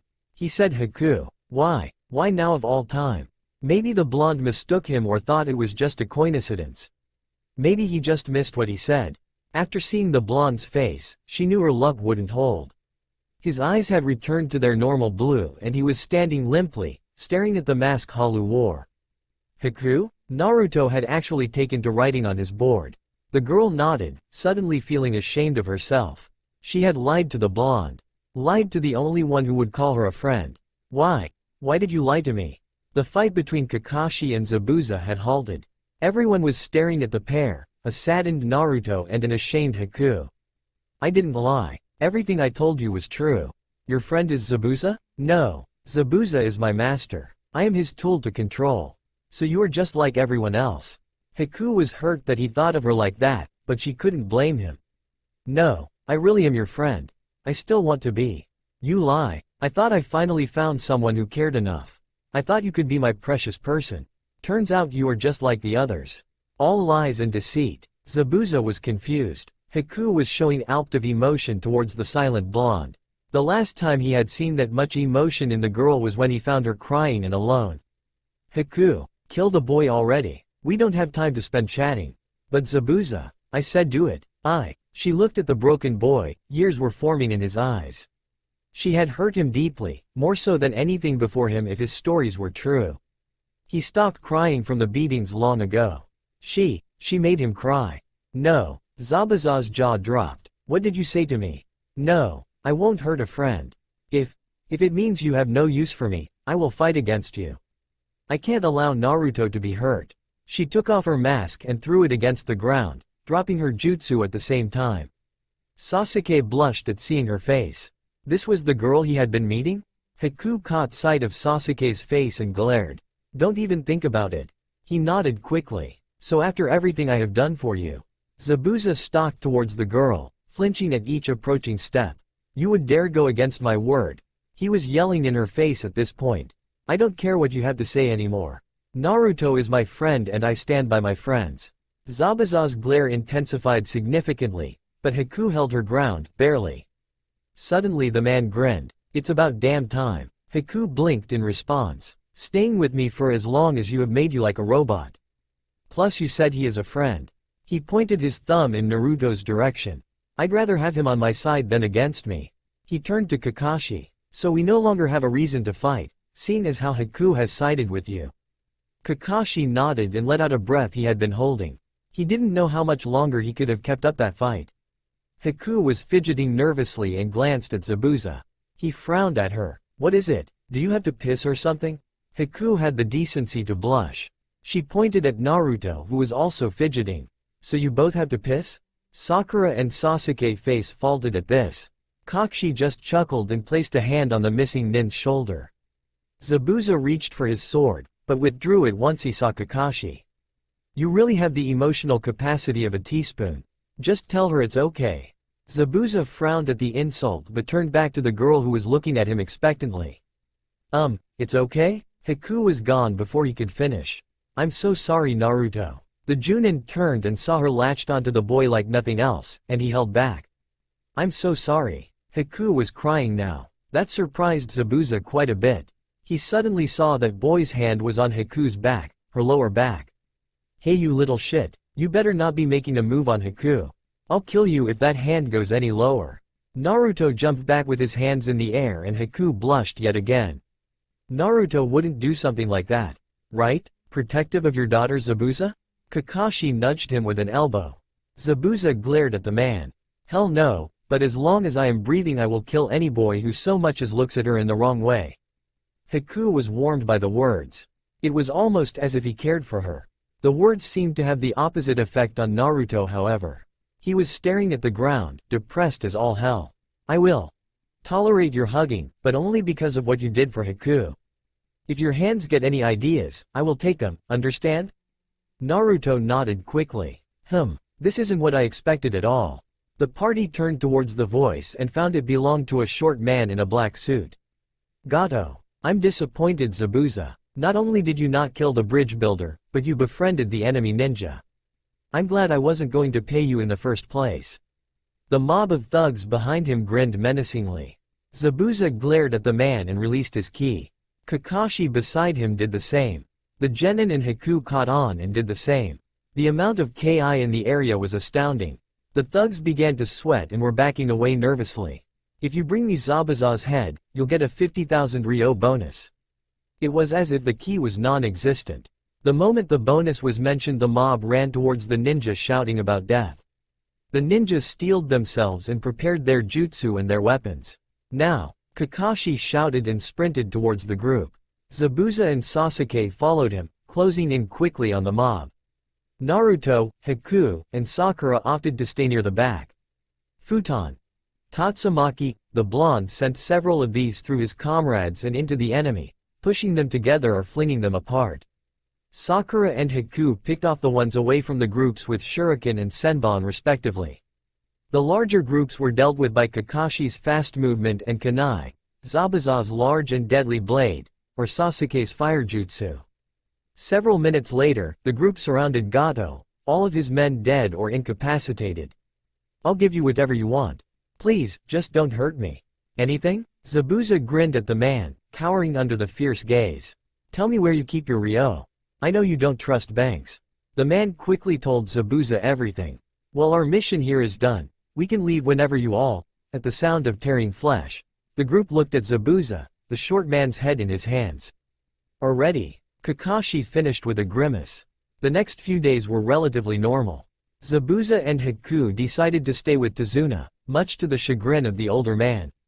Not many were happy about housing missing nin, especially missing nin that were trying to kill you just days ago. After only taking the money he was promised from Gato, Kakashi asked why. They learned of what the Mizukage was doing to bloodline holders, the reason Zabuza became a missing nin in the first place.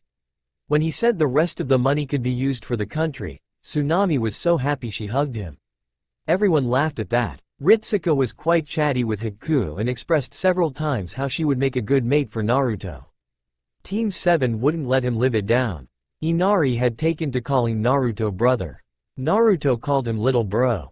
Haku managed to convince Zabuza to head to Konoha with Team 7 and join the village.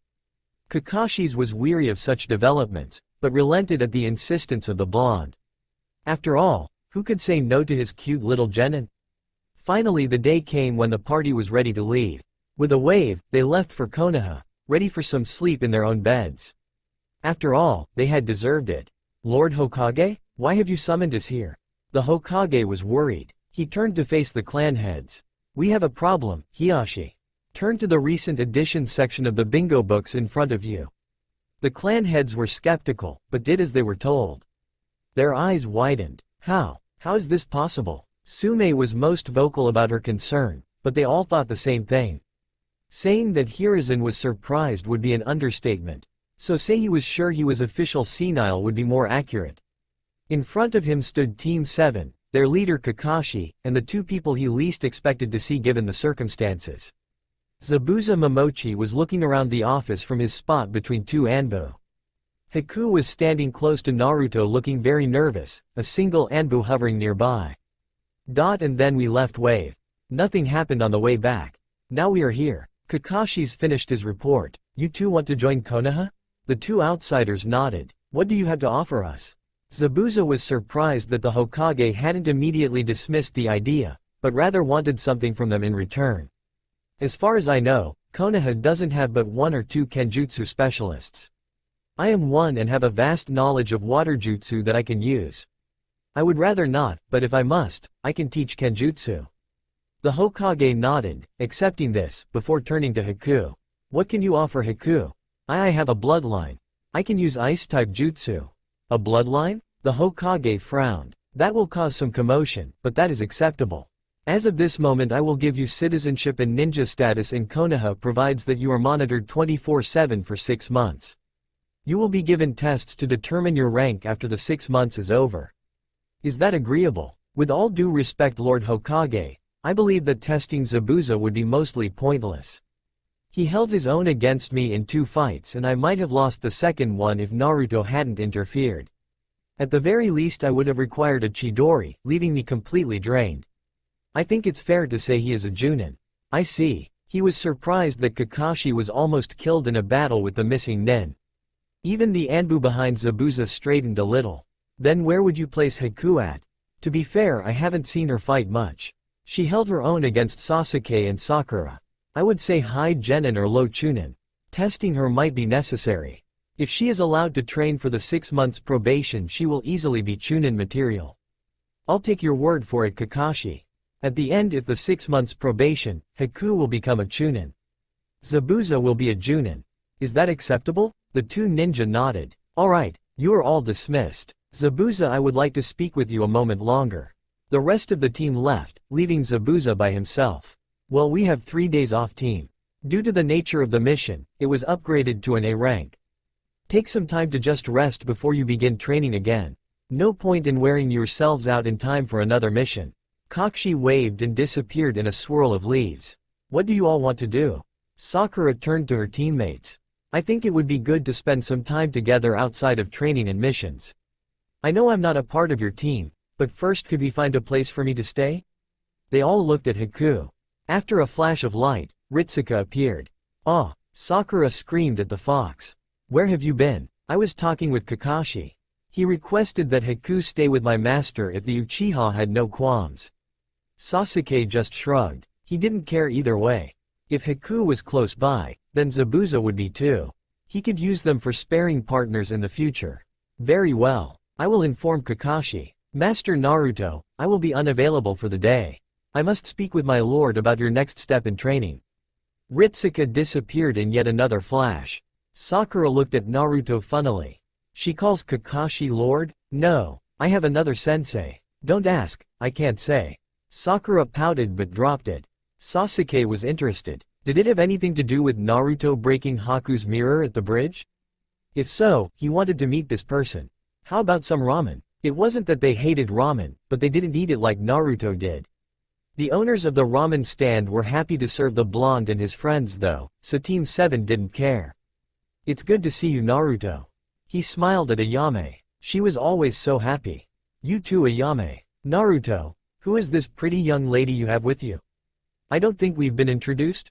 This is Haku. She is a friend we met on our last mission. Well it's nice to meet you Haku. I hope Naruto doesn't cause you too much trouble. Haku smiled at Naruto's pout. What's that supposed to mean? Before Ichiraku could answer, several people walked into the restaurant. Ayame, we better pick up the pace. The girl nodded and headed to the back. 6 miso ramen. Oh hey there guys. Kiba sat down next to Naruto. On his left sat Hinata, Shino, Ino, Shikamaru, and Choji. To Naruto's right was Haku, Sasuke, and Sakura. Hello Sasuke. Ino yelled from down the bar. Sasuke sighed and banged his head against the counter. I'm happy to see you too. Everyone face-faulted at Ino's obliviousness. Hello N Naruto. Hinata pressed her fingertips together, her face red. Hello Hinata. Naruto? You changed a lot. Troublesome. Shikamaru laid his head on the counter. He is right. You look different without that jumpsuit. Ino shared at the other blonde. He had a sleeveless dark blue shirt covered with a dark blue and black vest. His pants were black Anbu style though they only came to his calf. Both legs were wrapped in bandages. He had blue fingerless gloves on his hands. You look hot. Shikamaru lifted his head off of the table and stared at Ino. Kiba's jaw dropped. Hinata blushed even deeper. Sakura spit out her ramen. Haku glared at the girl. The rest were reserved with their emotions. In Choji's case, he wasn't even paying attention. He had food to eat. I bought them before we left after finishing our mission to Wave. I figured it was time for a change. Naruto hoped that Haku couldn't see his blush at Ino's words. Kiba noticed said girl for the first time since he walked in and started drooling. Hello beautiful. Where have you been my whole life? Haku stated at the boy. You're the Inuzuka? So you've heard of me? Doesn't surprise me that much. I'm just that awesome. I suggest you close your mouth unless you value your manhood. Kiba backed up quickly and covered his groin. Haku. Sakura stared at the girl. You can't threaten people like that. He was attempting to flirt with me, a poor attempt I might add. I simply told him to stop in a creative manner. Still, he is a ninja, and in case you forgot, you are still on probation. Probation for what? Ino stated at the girl. She seemed harmless enough, and telling Kiba off was entertaining to watch. Until about an hour ago, I was the associate of Zabuza Momochi and an accomplished assassin. In 6 months I will be a chunin of this village. The group fell silent. Even Choji stopped eating and stared at the girl. You worked with Zabuza? Hinata, surprisingly, was the first to speak. Yes, he will be joining Konoha as well. Since you are new here, you probably don't have a place to stay. Kiba didn't learn very well, but he did time down his approach. You are welcome at the Inuzuka compound. I already have a place to stay. With who? Naruto. The group went silent again, staring at the blonde. You are one lucky son of a bitch. Kiba was glaring lightly at Naruto. 6 miso ramen as requested. Ayame and Ichiraku stepped out from the back and stared at the scene in front of them. I hope we aren't interrupting something. We were just leaving. Thank you, it was the best ramen I have ever had, just as Naruto said. Haku stood up and bowed to the owner. She grabbed Naruto's hand and dragged him out of the restaurant. Should we follow them, Sasuke? Sakura watched Naruto being dragged away. He'll be fine. What if they are going to the Uchiha compound? Sasuke was gone. Sakura gaped at the empty spot and turned towards the owners.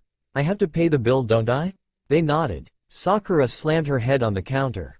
People stared at the pair as they walked throughout the streets.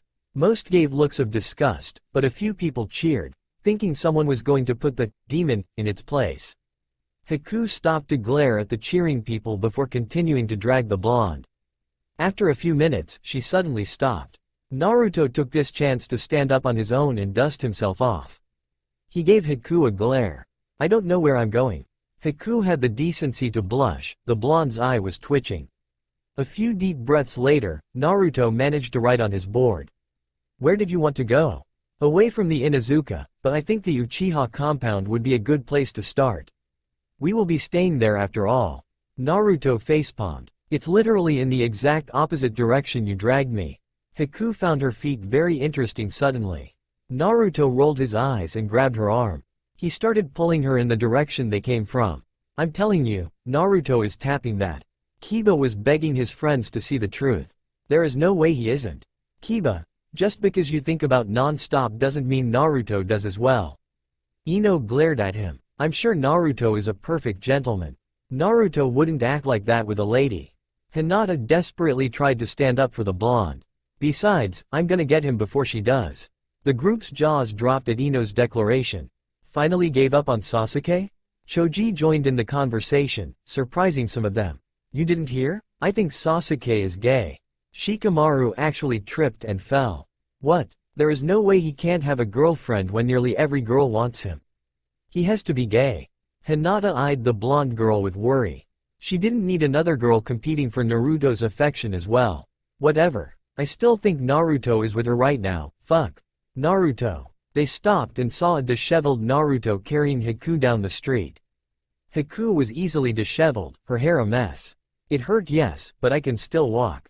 You didn't do that much damage. They continued past their friends without a second glance. The 6 genin were twitching. Hinata had fainted and Kiba had a nosebleed. What did I say? The Uchiha district wasn't that far from the ramen stand. 10 minutes after passing it, again, they were at the gates. Sasuke was already there waiting for them. Why are you carrying Haku? Sasuke pointed at the girl in his arms. Haku managed to pry herself out of his grasp and stood up, brushing herself off and scowling. Naruto pushed me after I stopped dragging him. I tripped over a rock and hit my head. He thought I was hurt, so he picked me up. Well, I'm glad I caught you both. I'll need you to put your blood on this. He unfurled a scroll to show the pair. It will allow you to enter the compound. Zabuza came while you were gone and he's waiting for you. The two bit their thumbs, placing a smudge on the scroll.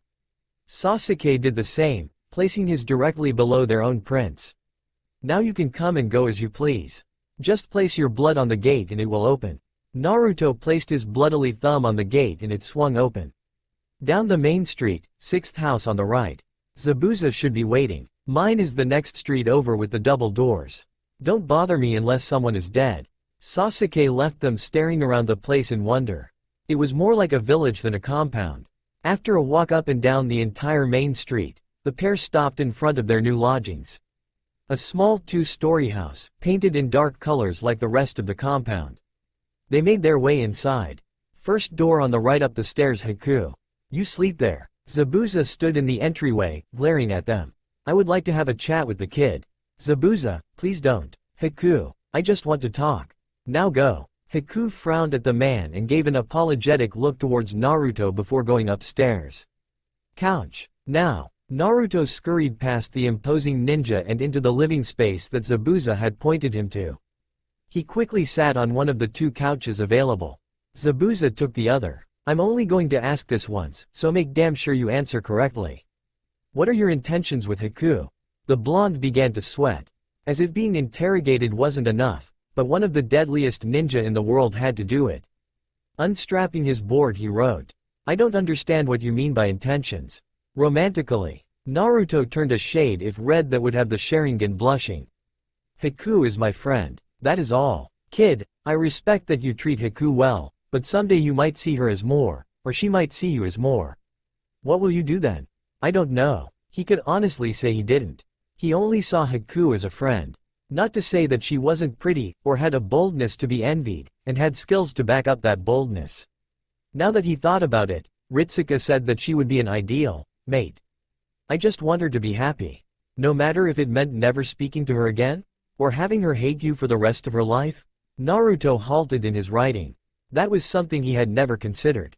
What if, after a period of time, Haku didn't want to be his friend anymore? What if he hurt her and she never forgave him? Then I would leave her alone. If she wants to leave because it would make her happy, then I would let her go. Naruto almost had a heart attack when Zabuza gave him an honest smile.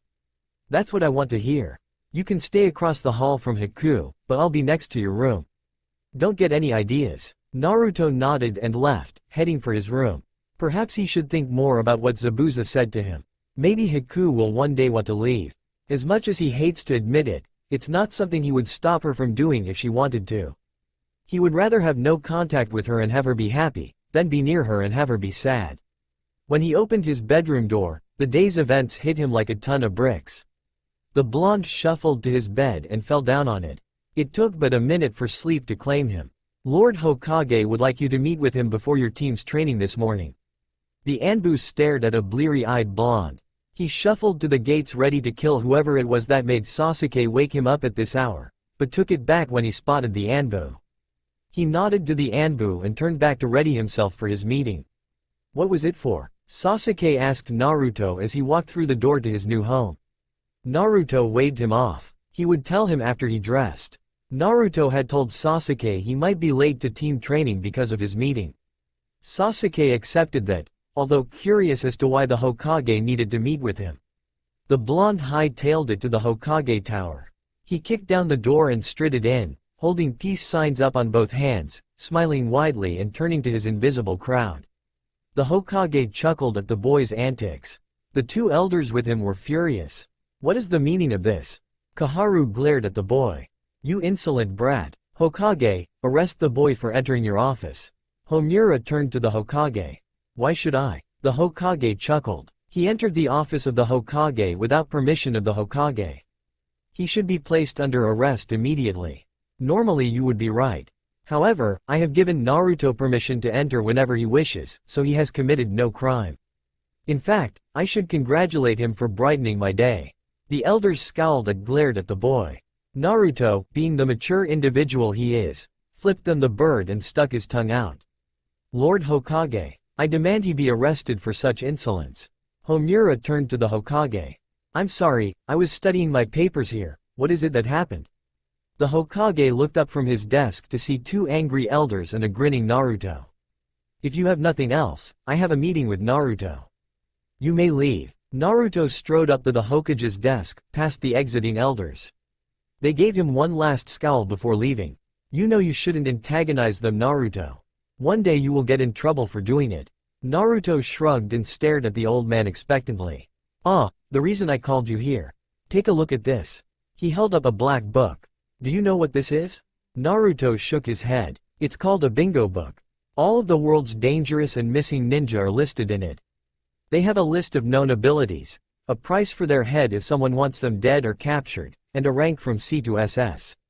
Although only one ninja ever managed to get an SS rank. I want you to look at the last page of the book and tell me what you see." He handed the book to Naruto and watched as he flipped through it. When he reached the back, Naruto's eyes widened in shock. "I see you found it. Only a handful of genin in history have ever made it into the bingo book. You are only the fourth in Konoha to make it as far as I know. What interests me is the contract you have and how you got it." "I've never heard of the Fox contract." Naruto sighed. He figured this would happen someday. He bit his thumb and spread it onto the tattoo he had on his shoulder. Kachiyose no Jutsu. A puff of smoke later and a fox was sitting on the desk. "I was sleeping, master. You could have just called out to me with your mind. I would have come. So this is one of your summons, Naruto?" The fox turned towards the Hokage and, surprisingly, bowed. "You are the Hokage, I presume. I am Ritsuka, Master Naruto's attendant for the duration of his life. Before you ask, I only bow to my master, my lord, and the ones worthy of my lord or my master's respect." "I see." I asked Naruto how it was he came by the Fox contract. "You said something about him calling out with his mind, so I assume you can read his thoughts and will be speaking for him?" "Yes. Before the mission to Wave, my lord offered Master Naruto the chance to obtain the contract, by trial of the Fox. Master Naruto accepted knowing that the trial would kill him if he failed. He succeeded and now has authority over all foxes excluding my lord."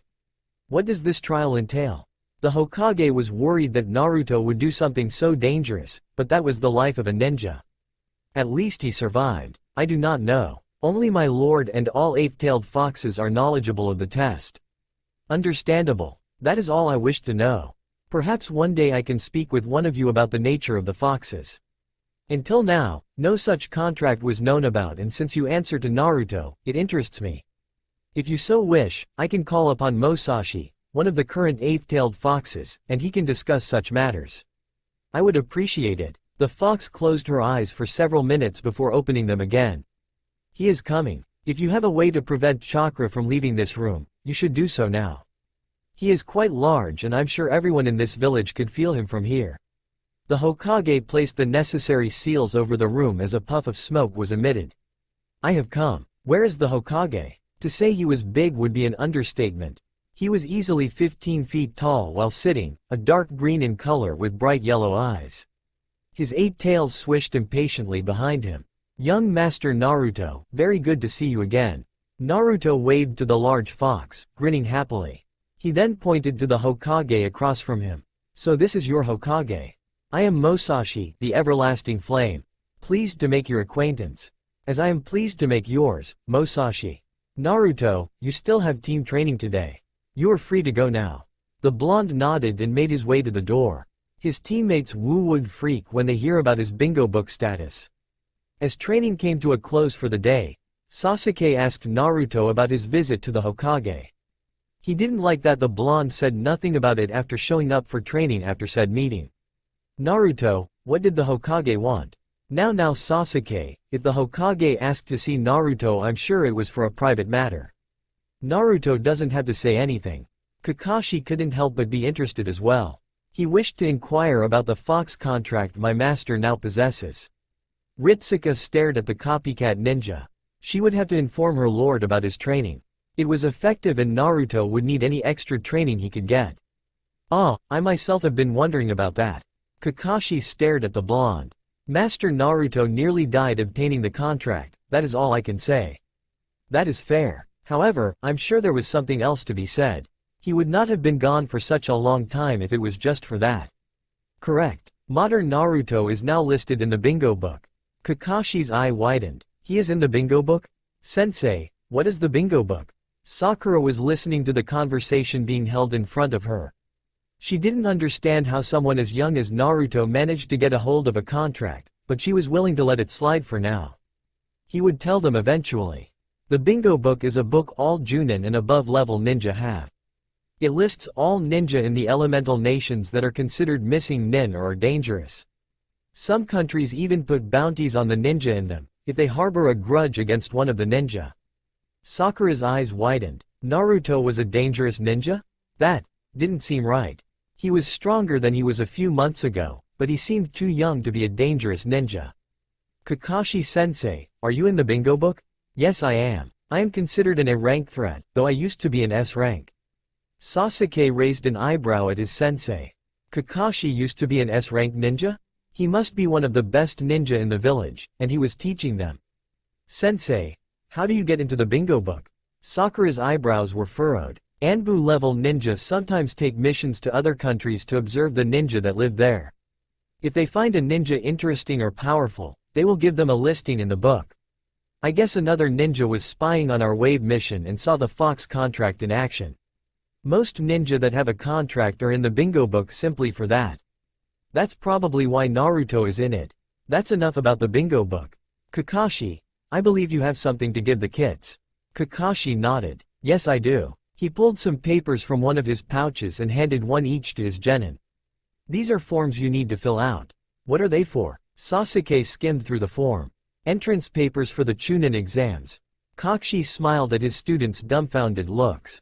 I believe if you train hard for the next 4 months, you will be ready. You don't have to go if you don't want to, but it's an option. I think we should train first. If we aren't ready by the time the exams roll around, there is no point in entering the exams. Kakashi nodded at Naruto's insight. That's a great idea. Starting tomorrow I will have advanced training for each of you. We will train twice as long and twice as hard, but you should survive. Sakura gulped in fear. Should? Well, yeah, let's go with should. Kakashi smiled and his students shivered in dread. A week later, Team 7 was close to tears. In Sakura's case, there were tears. How can I hurt so much and not be dead? Sakura sobbed into the tree next to her. Training was done for the day, a little after 6 p.m., and Kakashi had left. This shouldn't be possible. For once I agree with you. Sasuke winced, nursing his bruised ribs. Naruto, how can you still stand? Naruto was standing a distance away from the rest of the team. Ritsuka laying peacefully at his feet. Master Naruto has endured much worse. He still has much to face in the upcoming week. His training with you will be every other week. My lord requires that he train with him as well.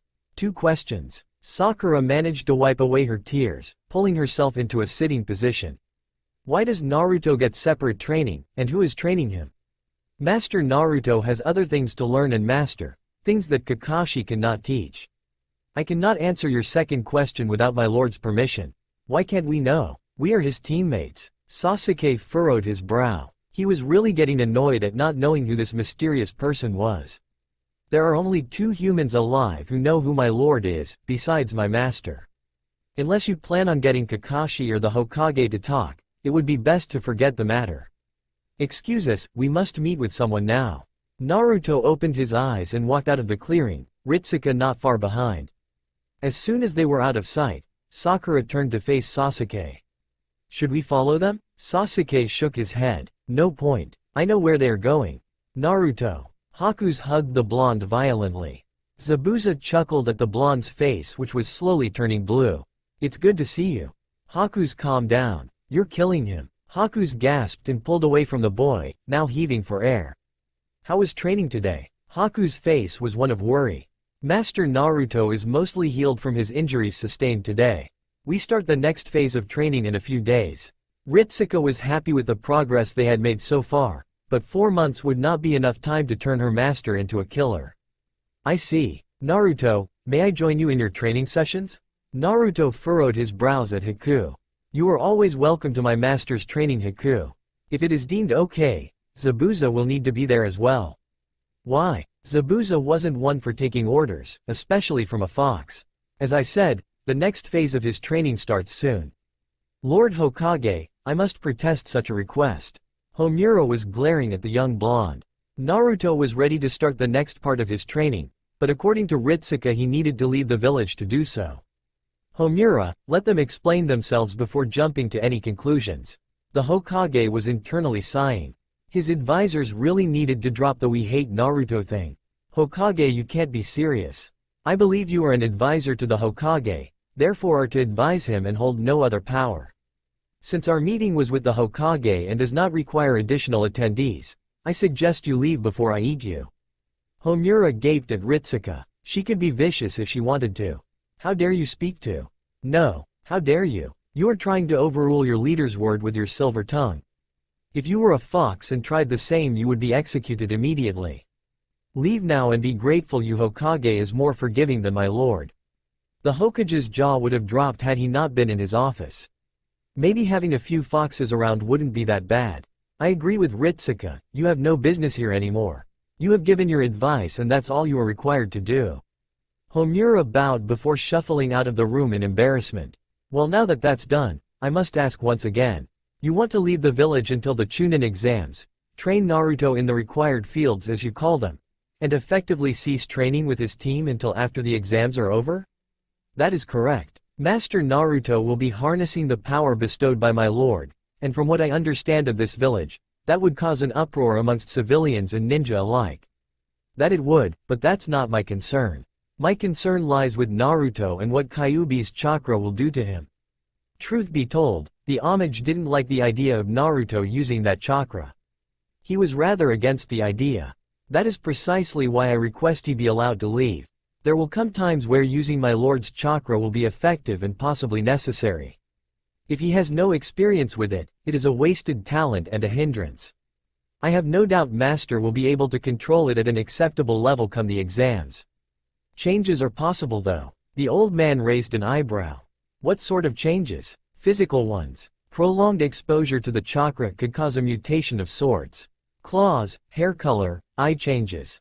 The possibility of ears and a tail are present as well. Naruto went wide-eyed at that. He didn't know he could change physically from this training. I am sure Naruto will be able to handle whatever may occur, but perhaps we should ask him if he wants to continue with that kind of training. From his reaction, he must have not known about the possible changes. The two turned to the blonde. Now Naruto wasn't a quitter, but he wasn't exactly gunning for a nice pair of fox ears. If he could get closer to becoming Hokage through the training, he would definitely take the chance. But what if he did grow ears?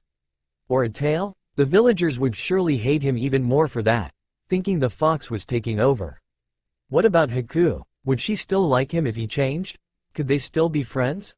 Naruto groaned in annoyance. It wasn't really an easy choice. Stay as he is, or be closer to becoming Hokage with the possibility of losing important people in his dream? Wait a moment. What kind of ninja backs down in the face of adversity? If he can't take this chance, how will he be able to lead a village? Making tough decisions was a normal part of being Hokage. With a new resolve he began to write. I will take that chance. I can't back down now. Hiruzen smiled at the boy. That was very mature of him. Alright, I hereby give Genin, Naruto Uzumaki, permission to leave the village in order to train for the Chunin exams. Naruto smiled at that. He's stronger soon. Would it be acceptable to send a few Anbu along as well? Zabuza and Haku will be joining us. Hiruzen blinked. Why will they be accompanying you? Zabuza will be teaching Master Naruto Kenjutsu. Haku will not like being alone for several months. The Anbu would be assurance that they will not run, though I doubt they will. Haku's is rather fond of my master. Naruto blushed at the statement. The Hokage grinned. I suppose it will be alright, on one condition. I won't send Anbu, but rather I'll send the rest of Naruto's team. It would be good for him to have his team there so they can grow together. I will make sure Kakashi doesn't interfere with your training as long as you help the others in some way as well. Ritsuka made the fox equivalent of a frown. They cannot interfere no matter what. Even if Master Naruto is in extreme pain and crying out for help, unless I give the okay, they are not allowed to do anything. My master's training will be Zabuza's and my own priority. I will not be ordered around and neither will my party. I believe that is acceptable. He was worried about the crying for help statement, but there wouldn't be anything he could do.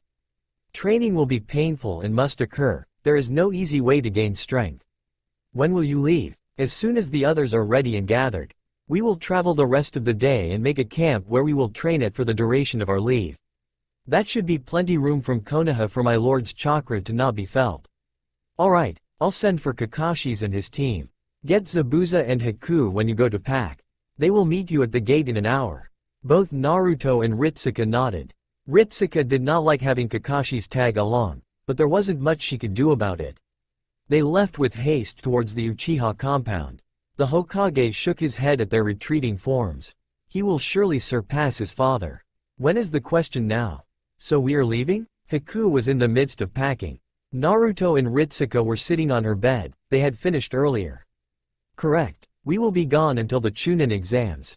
Master Naruto needs to train in a space he won't be bothered in. Who else is coming? Haku turned away from the blonde so he couldn't see her blush. The thought of them being alone for that long was almost too much to bear. Zabuza will be accompanying us to teach Naruto Kenjutsu. Kakashi's team and Kakashi himself will be there as well for extra training. Haku felt sad that so many were going, but at least she wouldn't be embarrassed by being alone with Naruto. You ready yet? Zabuza poked his head in the door. It's almost time to meet. Just a few more things. I'll meet you two there, so go on ahead. Naruto hopped off of the bed and gave Haku a small hug. Her face flushed, but she hid it the best she could. Ritsuka trotted out the door behind him, Zabuza trailing behind. Yo! Kakashi waved lazily at the approaching figures. Sasuke and Sakura bristled at Zabuza, making him laugh. I'm not a ninja of Konoha yet, but I'm not going to kill you. The pair visibly eased at the declaration. Where is the young lady? The silver-haired Junin scanned the area for Haku. Isn't she coming as well? She will be with us shortly. Plenty of time for me to explain how this will go. Kakashi, I'm sure the Hokage explained the stipulations of you joining us? Kakashi slumped. Yes, he did. Good. This is directed at the other two then. Master Naruto takes precedence over anyone else on this training trip. If he wishes to train with Zabuza, he will. I am to help you if I can, but only when not training my master. If this is a problem, leave now. Sakura huffed indignantly. Why does Naruto get special treatment? That's not fair to the rest of us. Master Naruto, unlike you two, actually has to be physically away from the village to train. It would be dangerous to him and others if he trains close to others. You are receiving normal training. Kakashi is here to make sure Zabuza and Haku don't run. So, we are just as important as he is. My lord actually cares if Master Naruto dies or not. Sakura shut up quickly. Sorry, I'm here now. The group turned to see Haku jogging down the street towards them. Am I late? Right on time, Haku. Now that we are all here, we can head out. Kakashi nodded to the others and led the way out of the village. Kit, Naruto awoke in a sewer. More precisely, his sewer. What is it? It's going to be painful. The blonde rolled his eyes. I knew that. Not just training. From the moment you set foot back in your village, life for you will be different. You will experience loss and pain that few do. I know it won't be easy, but I will do what must be done. I have to get stronger to protect Haku and become Hokage. You have stopped complaining about the loss of your voice. Do you no longer wish to have it? Naruto did a double take at that. Are you stupid? Of course I want my voice back. The grin from the fox was unsettling to say the least. Kyuubi was planning something. Very well. I take back my previous statement. I will give it back if you fulfill 3 things. Think of it like a game. It's going to take a long time, but it shouldn't be too hard for you. What do I have to do? A scroll appeared in front of the blonde. It was dripping in blood and sealed shut. Put your blood on this. It's a binding contract between the two of us. If you complete the tasks, then I will be forced to give you your voice back. If I don't, I will fade. Naruto took the scroll gingerly. What are the tasks? You won't know until you seal the contract. I swear on my honor as Demon Lord that they are not impossible. Naruto furrowed his brows. That was vague beyond belief. Yet, it was only 3 things. After that, he would gain his voice. Kyuubi said once before that he would never lie, so it should be safe. He bit his thumb and drew it across the seal. Naruto awoke in a cold sweat. He looked around himself in confusion before realizing he was at the campsite. Letting out a sigh of relief, he fell back onto his sleeping bag with a crinkle. Wait, sleeping bags don't crinkle? He sat up and reached underneath the bag. What he found was something he had yet to read. The bloody contract. With shaking hands, he unfurled it. His tasks were. The blonde gulped. He was fucked.